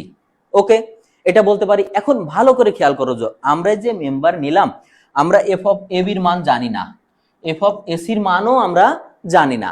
তাহলে কয়টা আননোন আমাদের? দুইটা আননোন। কিন্তু এই যে দেখো আর এর রিঅ্যাকশনের মান জানি, একটা মান জানি, তার মানে এখানে সর্বোচ্চ কয়টা আননোন? দুইটা আননোন। তার মানে আমরা একটা মান বের করে ফেলতে পারবো, কারণ আমি কি বলছিলাম শর্ততে, যে সর্বোচ্চ কয়টা আননোন হতে হবে? দুইটা আননোন হতে হবে। ওকে, এখন দেখো ভালো করে খেয়াল করো, যে বলের আমরা তৃতীয় অধ্যায়ে, সম্ভবত স্ট্রাকচারাল মেকানিক্সের তৃতীয় অধ্যায়ে তোমরা ফোর্স সিস্টেমের অঙ্ক শিখছিলে না?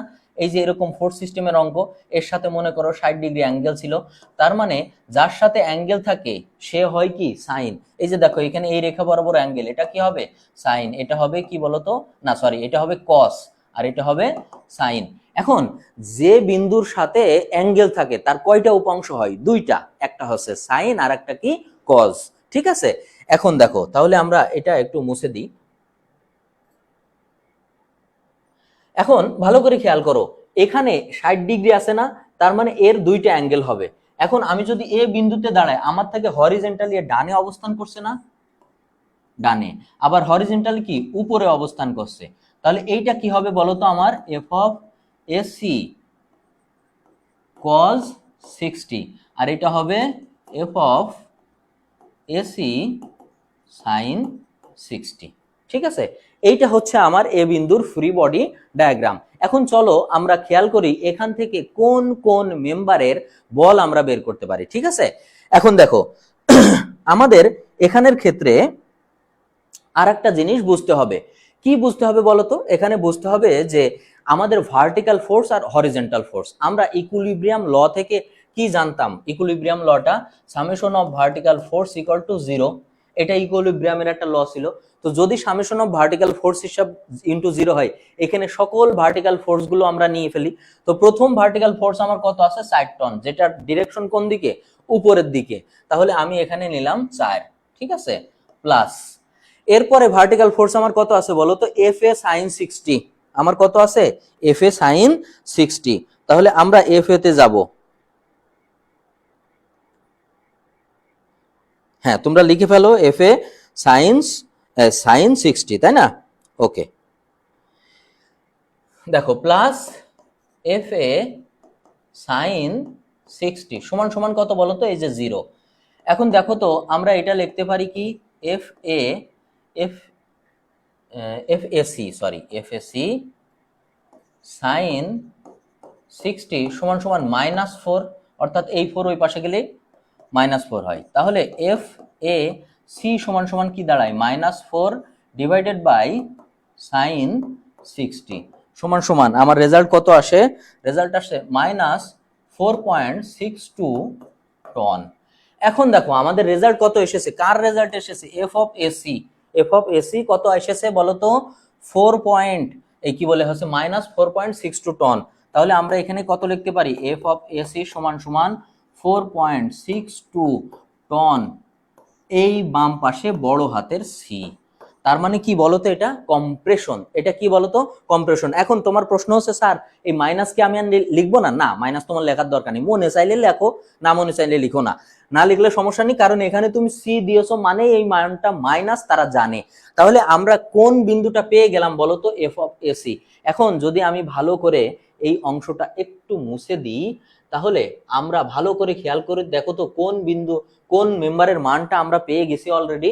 এই যে দেখো এই মেম্বারের মানটা আমরা পেয়ে গেছি, এটা আমরা একটা আলাদা কালার দিয়ে লিখে রাখবো, -4 পয়েন্ট কত পেয়েছি? 62। এবং এই মেম্বারটা আমাদের কি মেম্বার? মাইনাস মানে হচ্ছে কম্প্রেশন মেম্বার। ওকে, তাহলে আমরা এফ অফ এসি আশা করি বুঝতে পারছি।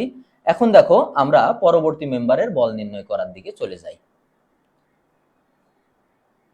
যেমনটি আমি তোমাদের বলছিলাম যে ভার্টিক্যাল ফোর্স দিয়ে কিন্তু আমরা এফ অফ এসির মান বের করে ফেলেছি। এখন আমাদের এখানে আরেকটা কোনটা বিন্দু আছে বলো তো? এই যে এফ অফ এ বি আছে না? F of A B. এখন আমি বলছিলাম সর্বোচ্চ দুইটা আননোন ছিল, একটা বের করে ফেলেছি। এখন দেখো আমরা সামেশন অফ, দেখো summation of horizontal force equal to 0। এখন আমরা এখানকার হরিজন্টাল ফোর্স গুলো হিসাব করব। এখন দেখো তো এই যে এফ অফ এ বি একটা হরিজন্টাল ফোর্স আছে, তার সাথে কি কোনো অ্যাঙ্গেল আছে? নাই, তাহলে সে শুধু একাই বসে যাবে। তাহলে আমরা কি লিখবো এখানে? F of A B. এরপরে দেখো আর একটা আছে, কি আছে? F of AC cos 60। F of AC cos 60, এটা কি তোমার থেকে ডানে না বামে, তোমার ডান হাতের দিকে না, তো ডান হাতে হলে পজিটিভ হয়, plus F of A C cos 60 সমান সমান কত বলো তো 0। এখন দেখো এফ অফ এ বি এর মান কি আমরা জানি না, প্লাস এখন দেখো এফ অফ এসি, এই যে দেখো এসি মান বেরিয়েছে কত -4.62, তাহলে এখানে এটা হচ্ছে প্লাস, আমরা দেব হচ্ছে -4.62, তারপরে কত দেব বলো তো cos 60 সমান সমান 0। এখন এটা হিসাব করলে আমাদের কত আসবে, -cos 60 হিসাব করলে আমাদের কত আসবে, এই দুইটা হিসাব করে আমরা দেখলাম আমাদের এখানে আছে এফ অফ এ বি, এই যে প্লাসে মাইনাসে মাইনাস, এই দুইটা ক্যালকুলেশন করলে আসছে আমার 2.31 সমান সমান 0। তাহলে অতএব আমরা এফ অফ এ বি সমান সমান কি লিখতে পারি 2.31 টন। এখন দেখো তো এই রেজাল্টটা কি বেরিয়েছে বলো তো, এই রেজাল্টটা কি বেরিয়েছে, পজিটিভ রেজাল্ট না, তো পজিটিভ হলে কি হয় টেনশন হয়। তা আর আচ্ছা আমরা তাহলে বড় করে কি লিখে দিলাম টেনশন। এখন ভালো করে খেয়াল করো তো, এই একটা এ বিন্দুতে আমি নিয়ে কোন কোন বিন্দুর রেজাল্ট আমি বের করে ফেলছি, এ বির রেজাল্ট বের হয়ে গিয়েছে, এসির রেজাল্টও বের হয়ে গিয়েছে। তাহলে আমাদের বাদ আছে কি বিসি এবং সিডি, দুইটা মেম্বার বাদ আছে। দেখো ট্রাসের অঙ্ক এটা তোমার উপর নির্ভর করবে যে অঙ্কটা তুমি বিশাল বড় করবা না অঙ্কটা তুমি ছোট করবা, এটা কার উপর নির্ভর করে, তোমার উপর নির্ভর করবে, অর্থাৎ তুমি কিভাবে করছো, ঠিক আছে। আচ্ছা তাহলে এই একটা মেম্বার দিয়ে আমরা দুইটা মেম্বারের বল বের করে ফেলেছি। এখন তোমার এখানে 4টা মেম্বারের বল চেয়েছে, তোমার তো এই যে এই মেম্বারের বলটা চাইনি, এই মেম্বারের বলটা চাইনি, এগুলো করার দরকারই নাই। যে মেম্বারের বল চাবে না অযথা সেই মেম্বারের বল তুমি মানে বের করবা না, কিন্তু খেয়াল করবা যে এই মেম্বারের বল বের করতে হলে কোন জয়েন্টে আমার নিলে সুবিধা হচ্ছে, ঠিক আছে। ওকে, এটা হচ্ছে জয়েন্ট মেথড। আর একটা আছে সেকশন মেথড, সেটা আমি তোমাদের করাচ্ছি না, ওইটা জয়েন্ট মেথড হচ্ছে অপেক্ষাকৃত সহজ। ওকে, তাহলে আমরা মুছে ফেলি।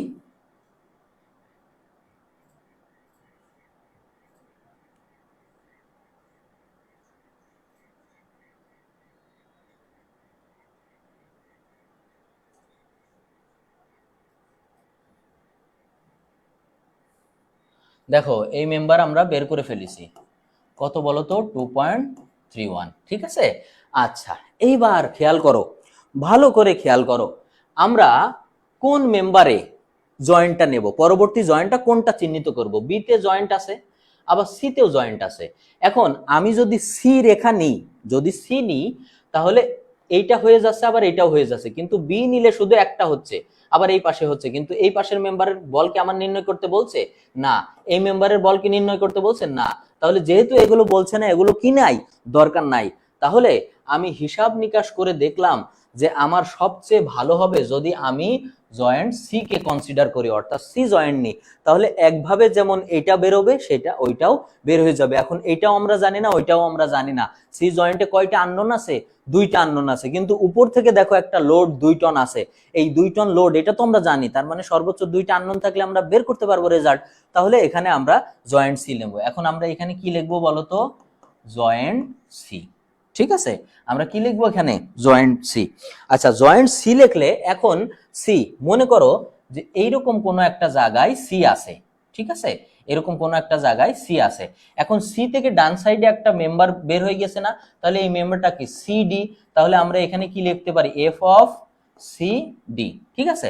এখন দেখো সি থেকে এই নিচের দিকে একটা মেম্বার চলে এসেছে, কোন দিকে, এরকম নিচের দিকে। এখন এই নিচের দিকে মেম্বারে এখানে কি আছে সিবি, তাহলে আমরা লিখতে পারি না এফ অফ সিবি। এখন এখানে আরেকটা কথা আছে, ভালো করে খেয়াল করে দেখো, আমরা সবাই কম বেশি সমান্তরাল পড়েছি, একান্তর কোণ পড়ছি। এইটা যদি 60 ডিগ্রি হয়, এইটা কত ডিগ্রি হয় বলো তো বাবা, 60 ডিগ্রি হয়।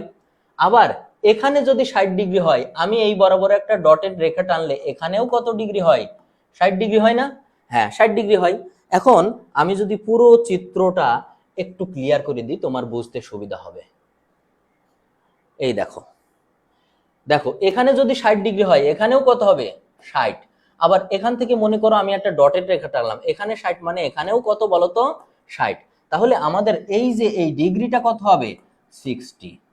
এখন এই দিকে আমি একটা ডটেড রেখা টানলাম। এখন দেখো তো সি থেকে আবার এই দিকে অর্থাৎ ডাউনওয়ার্ডের দিকে এই দিকে আরেকটা ফোর্স আছে না, সেই ফোর্সটা কত এ আছে এখানে, তাহলে আমি এখানে কি লিখতে পারি এফ অফ এটা সি বিন্দু, তারপরে এটা হচ্ছে ডি বিন্দু, এফ অফ কি লিখতে পারি বলো তো, এ সি লিখতে পারি। এখানে এ আছে, এখানে সি আছে। এখন এই কোণটাও কত ডিগ্রি বলো তো, 60 ডিগ্রি। ওকে, এখন আমাদের প্রথম প্রশ্ন কি, যার সাথে কোণ আছে, যার সাথে কোণ আছে তার দুইটা অ্যাঙ্গেল আছে, একটা হচ্ছে ভার্টিক্যাল আর একটা হরিজন্টাল। এখন তুমি যদি এই সি বিন্দুতে মনে করো তুমি দাঁড়িয়ে আসো, এফ অফ সিবি তোমার থেকে কোন দিকে আছে, হরিজন্টালি ডান দিকে না, তো দিলাম ডান দিকে। আর কোন দিকে আছে, নিচের দিকে।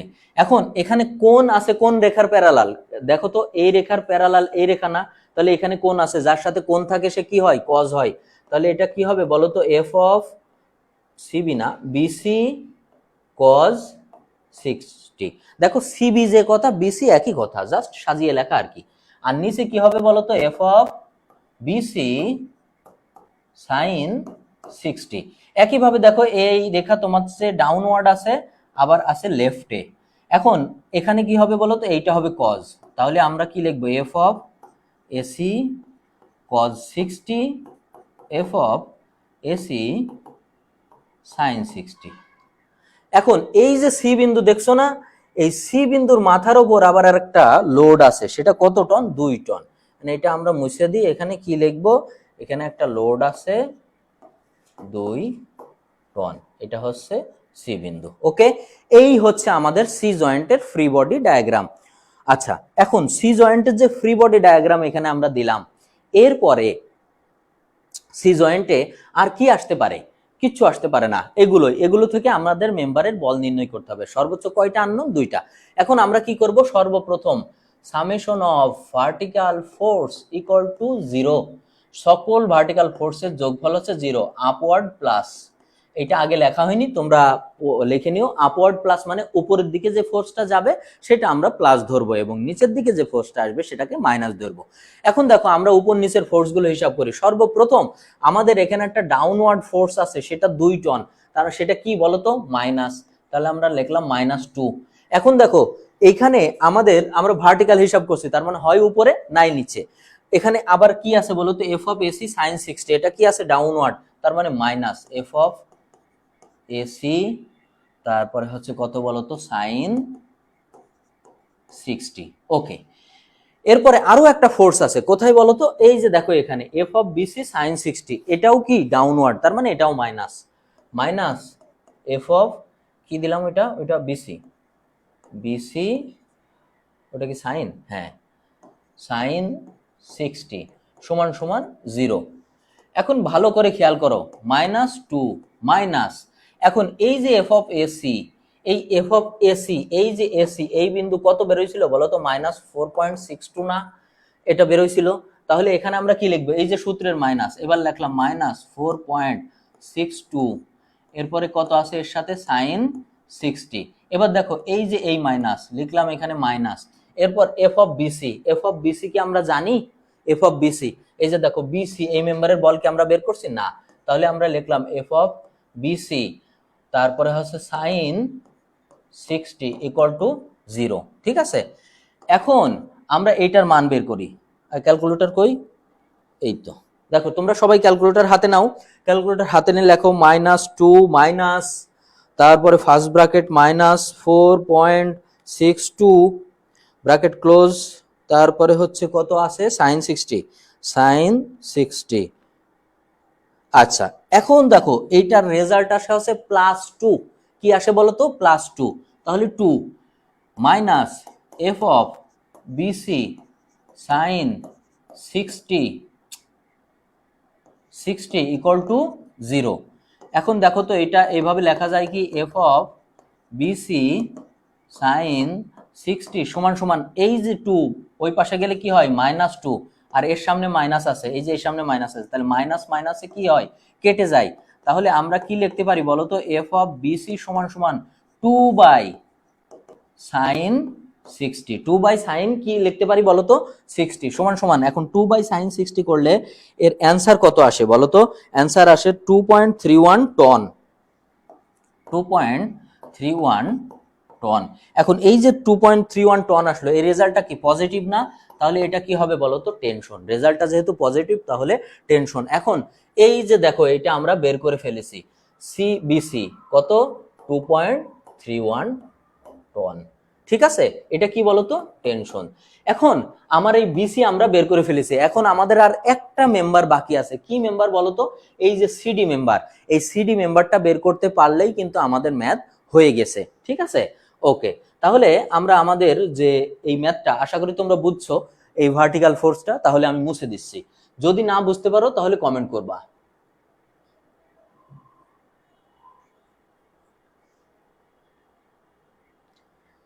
ওকে, এখন আমাদের কাজ কি? আমাদের কাজ হচ্ছে সিডি মেম্বার বের করা। এখন এখান থেকে ভার্টিক্যাল লোডগুলোর হিসাব তো আমরা করেছি, এখন হরিজেন্টাল লোডগুলোর হিসাব আমরা করি। তাহলে summation of horizontal force equal to 0, তারপরে আমরা ডান সাইডে যে ফোর্সগুলো নিচ্ছি সেগুলো পজিটিভ। আগেরটাই এটা লিখতে আমি ভুলে গেছিলাম, তোমরা লিখে নিও। এখান থেকে তো বুঝিয়ে দিলাম যে হরিজেন্টালি অর্থাৎ ডান সাইডে যে ফোর্সগুলো যাবে সেগুলোকে কি বলবো আমরা? পজিটিভ বলবো। ওকে, তাই যদি হয় আমাদের ডান সাইডের লোড আমি হিসাব করি। কি আছে এখানে? F of CD. এর সাথে কি কোনো অ্যাঙ্গেল আছে? নাই। তাহলে আমরা সর্বপ্রথম এফ অফ সিডি লিখলাম। এই বাবাজি ডানে একদম খুব শান্তশিষ্ট হয়ে সাধু বাবার মতো করে বসে আছে, তো সাধু বাবারে আমরা আগে লিখলাম। সাধু বাবার ডিরেকশন হচ্ছে ডান দিকে, এই জন্যই আমরা প্লাস লিখলাম। ওকে, এরপরে ডান দিকে আরেকটা ডিরেকশন আছে, কি বলতো? F of BC cos 60। তাহলে লিখলাম আমরা plus F of BC cos 60। এরপরে এই দেখো এফ অফ এসি cos 60, এটা কোন আছে? বাম সাইডে, তার মানে মাইনাস এফ অফ এসি, তাই তো? F of AC cos 60 equal to 0। এখন দেখো আমার এফ অফ সিডি প্লাস, এখন এফ অফ বিসির মান কত? এফ অফ বিসি কোন বিন্দু? বিসি। এই যে দেখো 2.31, তাহলে যেহেতু প্লাস মান আমি লিখলাম 2.31 cos 60 মাইনাস, এখন দেখো এফ অফ এসির মান, এসির মান কত বলো তো? -4.62। তাহলে এখানে আছে মাইনাস, আমি এখানেও লাগালাম -4.62। এরপরে হচ্ছে cos 60 সমান সমান কত বলো তো? 0। এখন এফ অফ সিডি, আচ্ছা এফ অফ সিডি করলে এরপরে এর মানটা কত আসে দেখো। এখন দেখো এই যে এই টোটাল এই অংশটুকু ক্যালকুলেশন করলে তার যে মান আসে সেই মানটা হচ্ছে +3.46, +3.46, কারণ এই মাইনাসে মাইনাসে কি হয়ে যায়? প্লাস হয়ে যায়, সমান সমান 0। তাহলে এফ অফ সিডি সমান সমান -3.46 টন। এখন রেজাল্ট আমাদের কত আসলো? মাইনাস। তাহলে আমরা কি লিখবো? 3.46 টন। এখানে বড় করে লিখবো হচ্ছে সি, তার মানে কি? কম্প্রেশন। এখন দেখো এটা 3.46 টন, এই যে দেখো সিডি এটা কত বেরিয়েছে? মাইনাস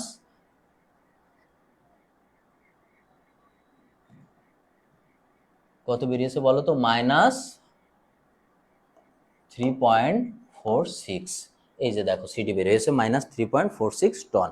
তার মানে তুমি বুঝতে পারছো যে প্রত্যেকটা মেম্বারের বল আমরা নির্ণয় করে ফেলছি। তার মানে এই যে যে চিত্রটা, আশা করি তোমরা বুঝতে পারছো। এখন তোমরা আমাকে একটা কথা বলো যে তোমাদের প্রথম চ্যাপ্টারের ম্যাথ আমি করিয়েছি, তারপরে হচ্ছে তোমাদের যে সেকেন্ড চ্যাপ্টারের প্রমাণ আমি করিয়েছি, সাথে সাথে ম্যাথও আমি করিয়েছি, বুঝছো? আচ্ছা, প্রমাণ করিয়েছি, ম্যাথ করিয়েছি, ঠিক আছে। আচ্ছা সামিউল ইসলাম তুমি লিখেছো ক্লিয়ার, ওকে। সবই 60 ডিগ্রি। কৌশিক দাস, হ্যাঁ কৌশিক ভাই সব 60 ডিগ্রি, কারণ এটা হচ্ছে সমবাহু ত্রিভুজ। ওকে, এরপরে হ্যাঁ যারা আমাদের এই যে ইয়েটা দেখছো, আচ্ছা এখন তোমরা কমেন্ট করো যে এই যে ফ্রেমের বল, এটা কি তোমরা বুঝছো? তোমরা একটু কমেন্ট করো তো ভাই, বুঝেছো কিনা। হ্যাঁ, আচ্ছা আমি এইটার পরে বিরতিতে যাব। এখন আমরা একটা বিরতিতে যাব 10 মিনিট বা 15 মিনিট, তোমাদের এখানে লেখা থাকবে কয় মিনিট বিরতি। তো এই বিরতিতে যাওয়ার আগে আমি তোমাদের একটা কথা বলি, 2 মিনিট লাগবে। দেখো এই যে অঙ্ক করালাম, তাহলে আমি একটু মুছে দিই সবগুলো। মুছে দিয়ে আমরা কি করেছি? প্রথম 1 নাম্বার চ্যাপ্টারের এসএফডি বিএমডি, 2 নাম্বার চ্যাপ্টারের হচ্ছে প্রমাণ প্লাস ম্যাথ, 3 নাম্বার চ্যাপ্টারের ম্যাথ, তারপরে এখন কি করলাম বলো তো, 4 নাম্বার না, এটা হচ্ছে 6 নাম্বার চ্যাপ্টার, 6 এর ম্যাথ, বুঝছো? এখন দেখো এখান থেকে 1 2 3 4, ভাগ্য ভালো হলে তুমি 4টা কমন পেতে পারো। এখন এখানে আরো আছে, তোমাদের সপ্তম অধ্যায়ে আছে ড্যামটি স্থিতিশীল কিনা। ড্যামটি স্থিতিশীল কিনা, এই ড্যামের ম্যাথ মাঝে মাঝে আসে, আবার মাঝে মাঝে আসে না। ঠিক আছে, ওই ড্যামে স্থিতিশীলতার শর্ত বলে যদি প্রশ্ন সহজ করে, আর কঠিন বললে বলে যে ড্যামটি স্থিতিশীল কিনা। তাহলে আমাদের বাকি কোন কোন অধ্যায় আছে? বাকি আছে আমাদের 4 অধ্যায়, 5 অধ্যায় এবং 7 অধ্যায়, এবং আরো একটা অধ্যায় বাকি আছে, সেটা কোন অধ্যায় বলতো? 9 অধ্যায়। 9 অধ্যায় কিসের অঙ্ক? কলাম।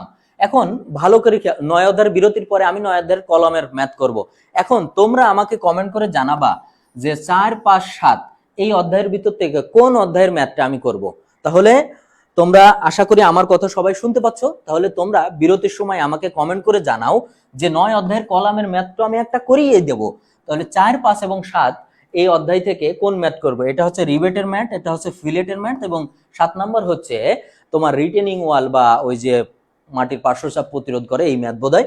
তো এই ম্যাথের ভিতর থেকে, এই 3টা চ্যাপ্টারের ম্যাথের ভিতর থেকে কোনটা করিয়ে দিলে তোমার জন্য ভালো হয়, এটা একটু কমেন্ট করে জানাও। আচ্ছা, তাহলে আমরা বোধহয় একটু বিরতিতে যাওয়া যায়, ঠিক আছে? আচ্ছা, আমরা 10 মিনিট বা 15 মিনিটের একটা বিরতিতে যাই। বিরতির পরে সবাই জয়েন করবা, এবং তোমরা এখন কমেন্ট করে জানাও যে তোমরা 4 অধ্যায়ের ম্যাথ করবা, 5 অধ্যায়ের ম্যাথ করবা, না 7 অধ্যায়ের ম্যাথ করবা। ওকে, ধন্যবাদ।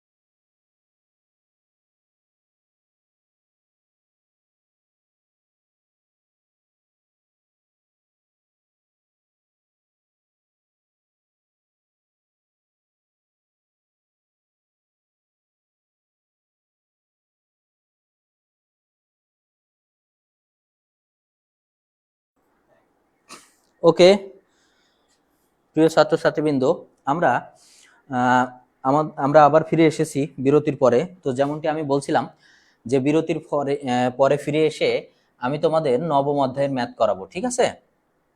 এখন তোমাদের আর একটা কথা বলছিলাম যে 9 অধ্যায়ের কলাম, এই কলামের ম্যাথ তো আমি করাবই, ঠিক আছে। নবম অধ্যায়ের কলামের ম্যাথ আমি করাবই, এখন করাবো। কিন্তু তোমাদের আর একটা ম্যাথ আমি করাতে চাচ্ছিলাম, সেটা হচ্ছে যে ইয়েতে কি যেন বলে, হচ্ছে সপ্তম চ্যাপ্টারের, এটা হচ্ছে তোমাদের ওই রিটেনিং ওয়াল বা মেশনারি ড্যাম, কি যেন একটা ম্যাথ হচ্ছে, হ্যাঁ ড্যামের ম্যাথ। এই ম্যাথটা কিন্তু তোমরা পরীক্ষায় একটা আসে, মানে সব পরীক্ষায় কি ম্যাক্সিমামই আসে, অথবা বলে ড্যামের স্থিতিশীলতার শর্ত দাও। তো এই ম্যাথটা আমি করাতে চাইছিলাম, তো তোমাদের বলছিলাম যে কমেন্ট করতে, তোমরা তেমন কেউ কমেন্ট করোনি, তার মানে তোমাদের ম্যাথ তোমরা সবাই পারবা। তাহলে 9 নাম্বার চ্যাপ্টারের ম্যাথটা করে আমি লাইভটা ক্লোজ করব, ঠিক আছে। আর যদি মনে করো যে তোমরা কমেন্ট করো যে তোমাদের 7 নাম্বার চ্যাপ্টারের ম্যাথ দরকার, তাহলে আমি 7 নাম্বার চ্যাপ্টারের ম্যাথ করিয়ে দেবো, ওকে।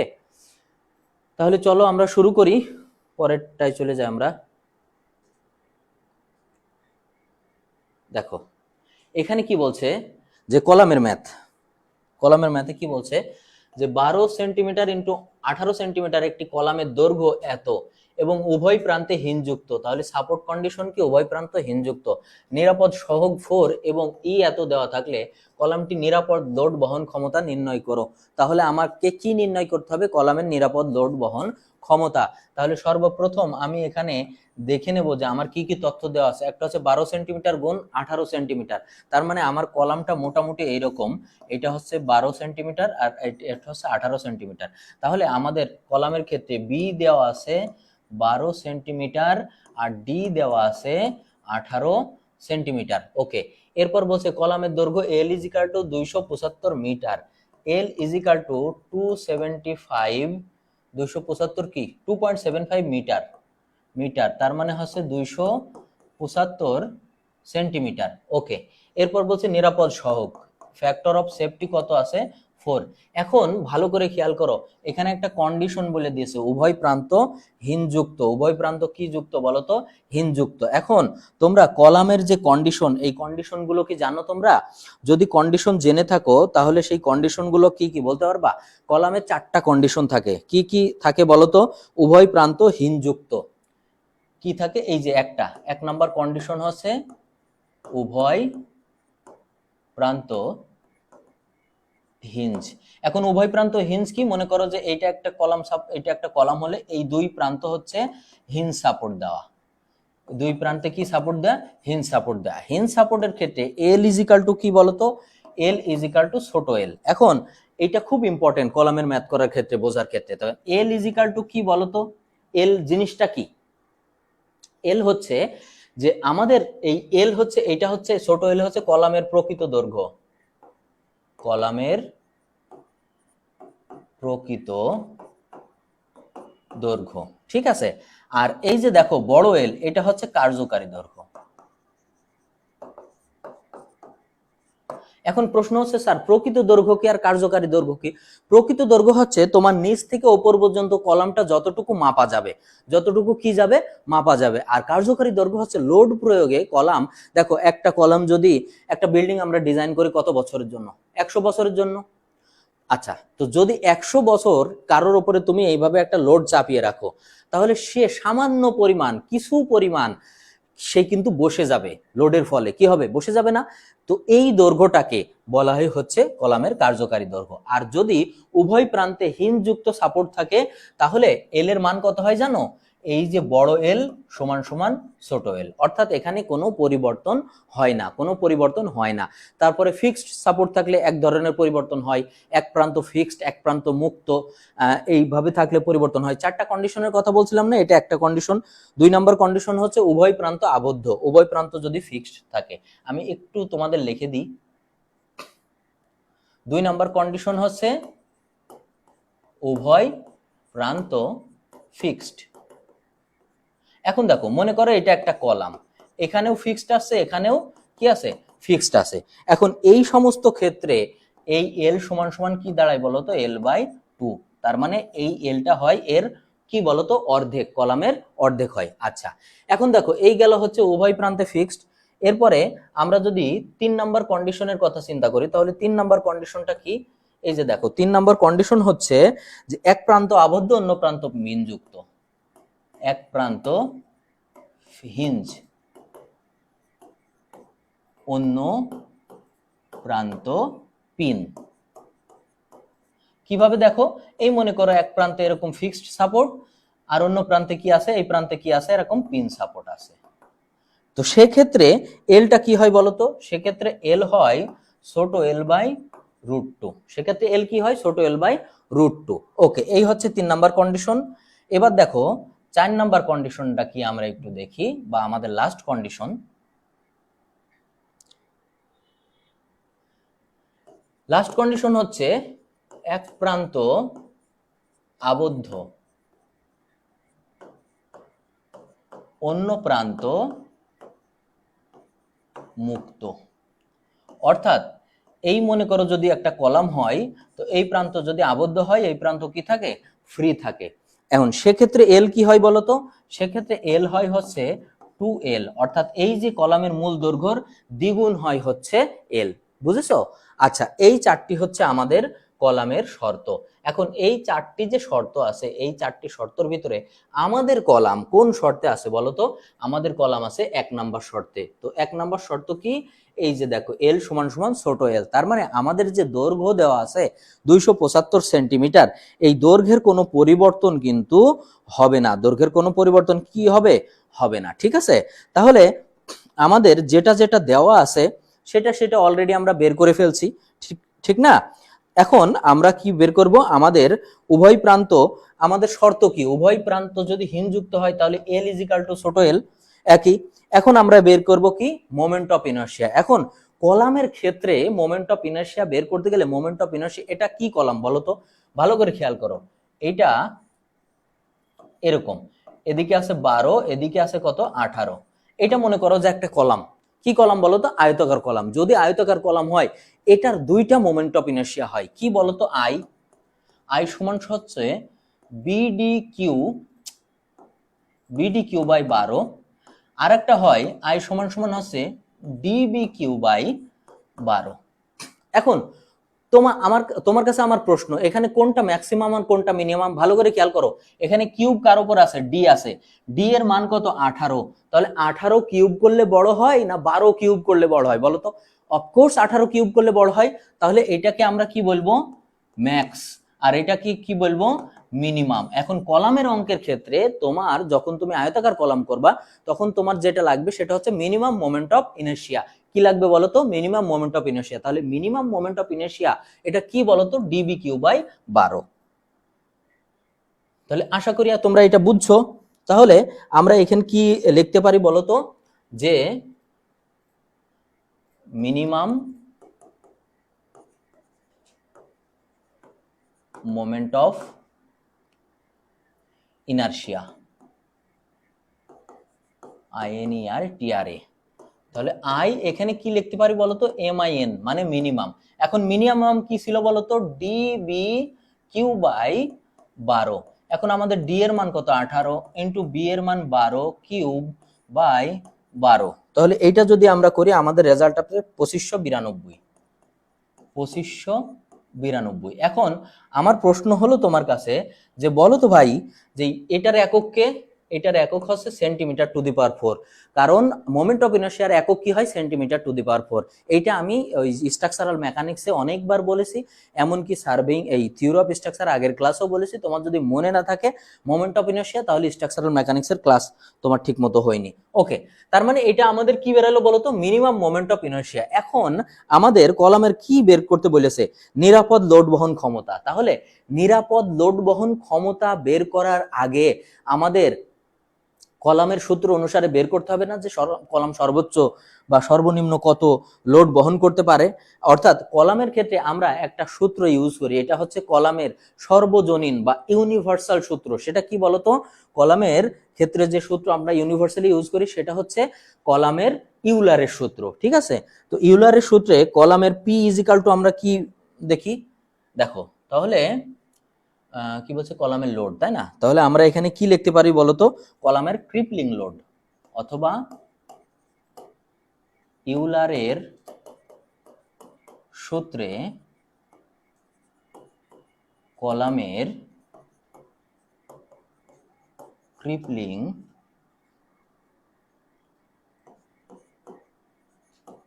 লোড, ইউলারের সূত্রে কলামের ক্রিপলিং লোড। তো কলামের crippling load P is equal to কত, আমরা সূত্রটা বসাই, pi square EI divided L square.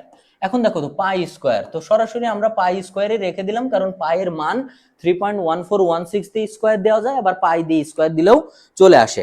আচ্ছা, এরপরে আমাদের বের করতে হবে ই এর মান। দেখো তো ই এর মান আমার কত দেওয়া আছে, 1.06 ইন্টু 10 টু দি পাওয়ার কত আছে 5 দিলাম। এখন দেখো আই মিনিমাম আমার কত বেরিয়েছে এখানে 2592 ডিভাইডেড আমাদের নিচে কি আছে এল স্কয়ার।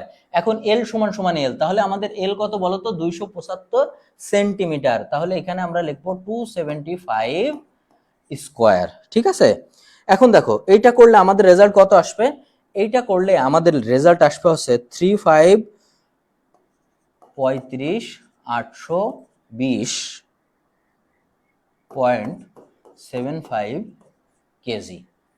ঠিক আছে, এটা কত আসবে বলতো, এই 35 পয়েন্ট কেজি। এখন আমরা এটাকে 1000 দিয়ে ভাগ দিতে পারি, ভাগ দিলে আমাদের যে রেজাল্টটা চলে আসবে সেটা কিন্তু টনে চলে আসবে। তাহলে আমরা এটা বলতে পারি না 35.82 টন। তাহলে আমার কি পি বের হয়ে গিয়েছে 35.82 টন। আচ্ছা, পি যদি বের হয়ে যায়, এখন এই যে পিটা কি, পিটা হচ্ছে এর লোড বহন ক্ষমতা। এখন এখানে আমাকে বলা হয়েছে ফ্যাক্টর অফ সেফটি কত আছে বলতো, ফ্যাক্টর অফ সেফটি 4, মানে নিরাপদে কতটুকু লোড বহন করতে পারবে। এই যে দেখো কলামটি নিরাপদ লোড বহন ক্ষমতা। এখন আমরা কি বলবো বলতো, কলামের নিরাপদ লোড বহন ক্ষমতা। তাহলে আমরা লিখি নিরাপদ লোড বহন ক্ষমতা।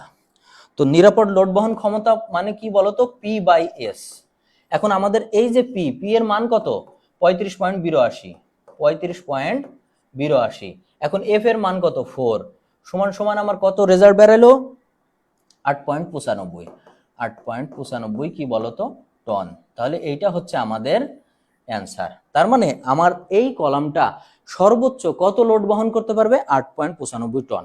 এখন দেখো সচরাচর আমি কলামের অঙ্কটা, তোমাদের মনে হইতে পারে যে স্যার কলামের অঙ্ক তো আমাদের যে প্রিভিয়াস বোর্ডগুলো আছে সে বোর্ডে খুব একটা আসেনি, তাহলে আপনি কেন কলামের অঙ্ক করাইলেন? কেন আমি কলামের অঙ্ক করালাম, দেখো তোমাদের বলছি, কলামের অঙ্ক করানোর উদ্দেশ্য হচ্ছে যে প্রিভিয়াস বোর্ডে আসেনি, এখন অনেক বোর্ডে কিন্তু এখন হচ্ছে প্রশ্নগুলো আসছে, বুঝছো?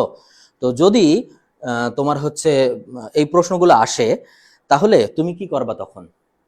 তখন কিন্তু তুমি সমস্যায় পড়বা। আচ্ছা, এখন দেখো যারা লাইভে যুক্ত হচ্ছে, sir suggestion MD Mahmudul Hasan, তুমি এখানে হচ্ছে থিওরি অফ স্ট্রাকচার TOS লিখে এই ভিডিওর কমেন্ট বক্সে কমেন্ট করো, তাহলে তোমার সাজেশন ইনবক্সে চলে যাবে। ঠিক আছে, ওকে। আরেকটা জিনিস আমি তোমাদের বলছিলাম যে এই কলামের ম্যাথ করানোর পরে আমি তোমাদের 7 নং চ্যাপ্টারের ম্যাথ করাবো। এখন তোমাদের 7 নাম্বার চ্যাপ্টারের যারা লাইভটা দেখছো, তোমাদের কি 7 নাম্বার চ্যাপ্টারের ম্যাথে কোনো সমস্যা আছে? এটা করিয়ে দিতে হবে, অর্থাৎ ড্যামটি স্থিতিশীল কিনা। এটা কিন্তু বড় একটা ম্যাথ, ঠিক আছে? তোমরা যদি বলো করিয়ে দিতে, তাহলে আমি করিয়ে দেবো, আর না হলে ভিডিওটা ক্লোজ করব। এখন তোমাদের জন্য আমি 30 সেকেন্ড টাইম দিলাম, তোমরা কমেন্ট করো যে সপ্তম অধ্যায়ের যে ড্যামের ম্যাথ আছে সেই ম্যাথটা কি আমি করাবো না। আমি তোমাদের 30 সেকেন্ড টাইম দিলাম।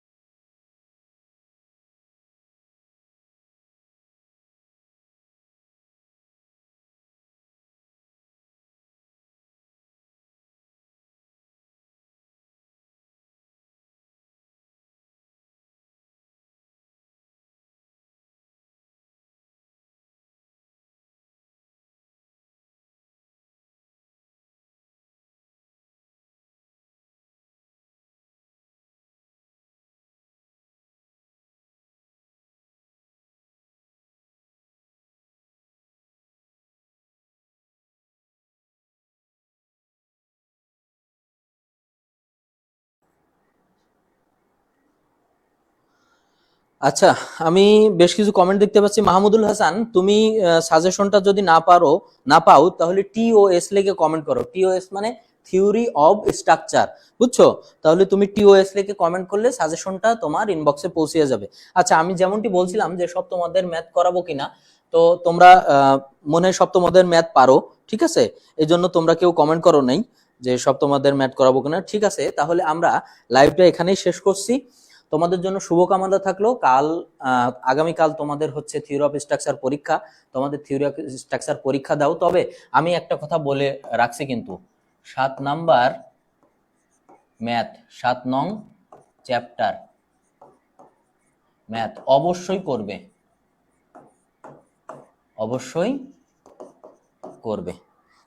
আমি কিন্তু এটা বলে দিচ্ছি যে 7 নাম্বারের চ্যাপ্টার ম্যাথটা কিন্তু অবশ্যই করে যাবে, এটা আসার সম্ভাবনা আছে। এখন তোমরা যারা জয়েনে আসো অলরেডি, আমি বেশ কয়েকজনকে দেখতে পাচ্ছি কেউ কমেন্ট করোনি, তার মানে তোমাদের 7 নাম্বার চ্যাপ্টার ম্যাথ লাগবে না। আমি ভিডিওটা এখানেই শেষ করলাম। ধন্যবাদ সবাইকে।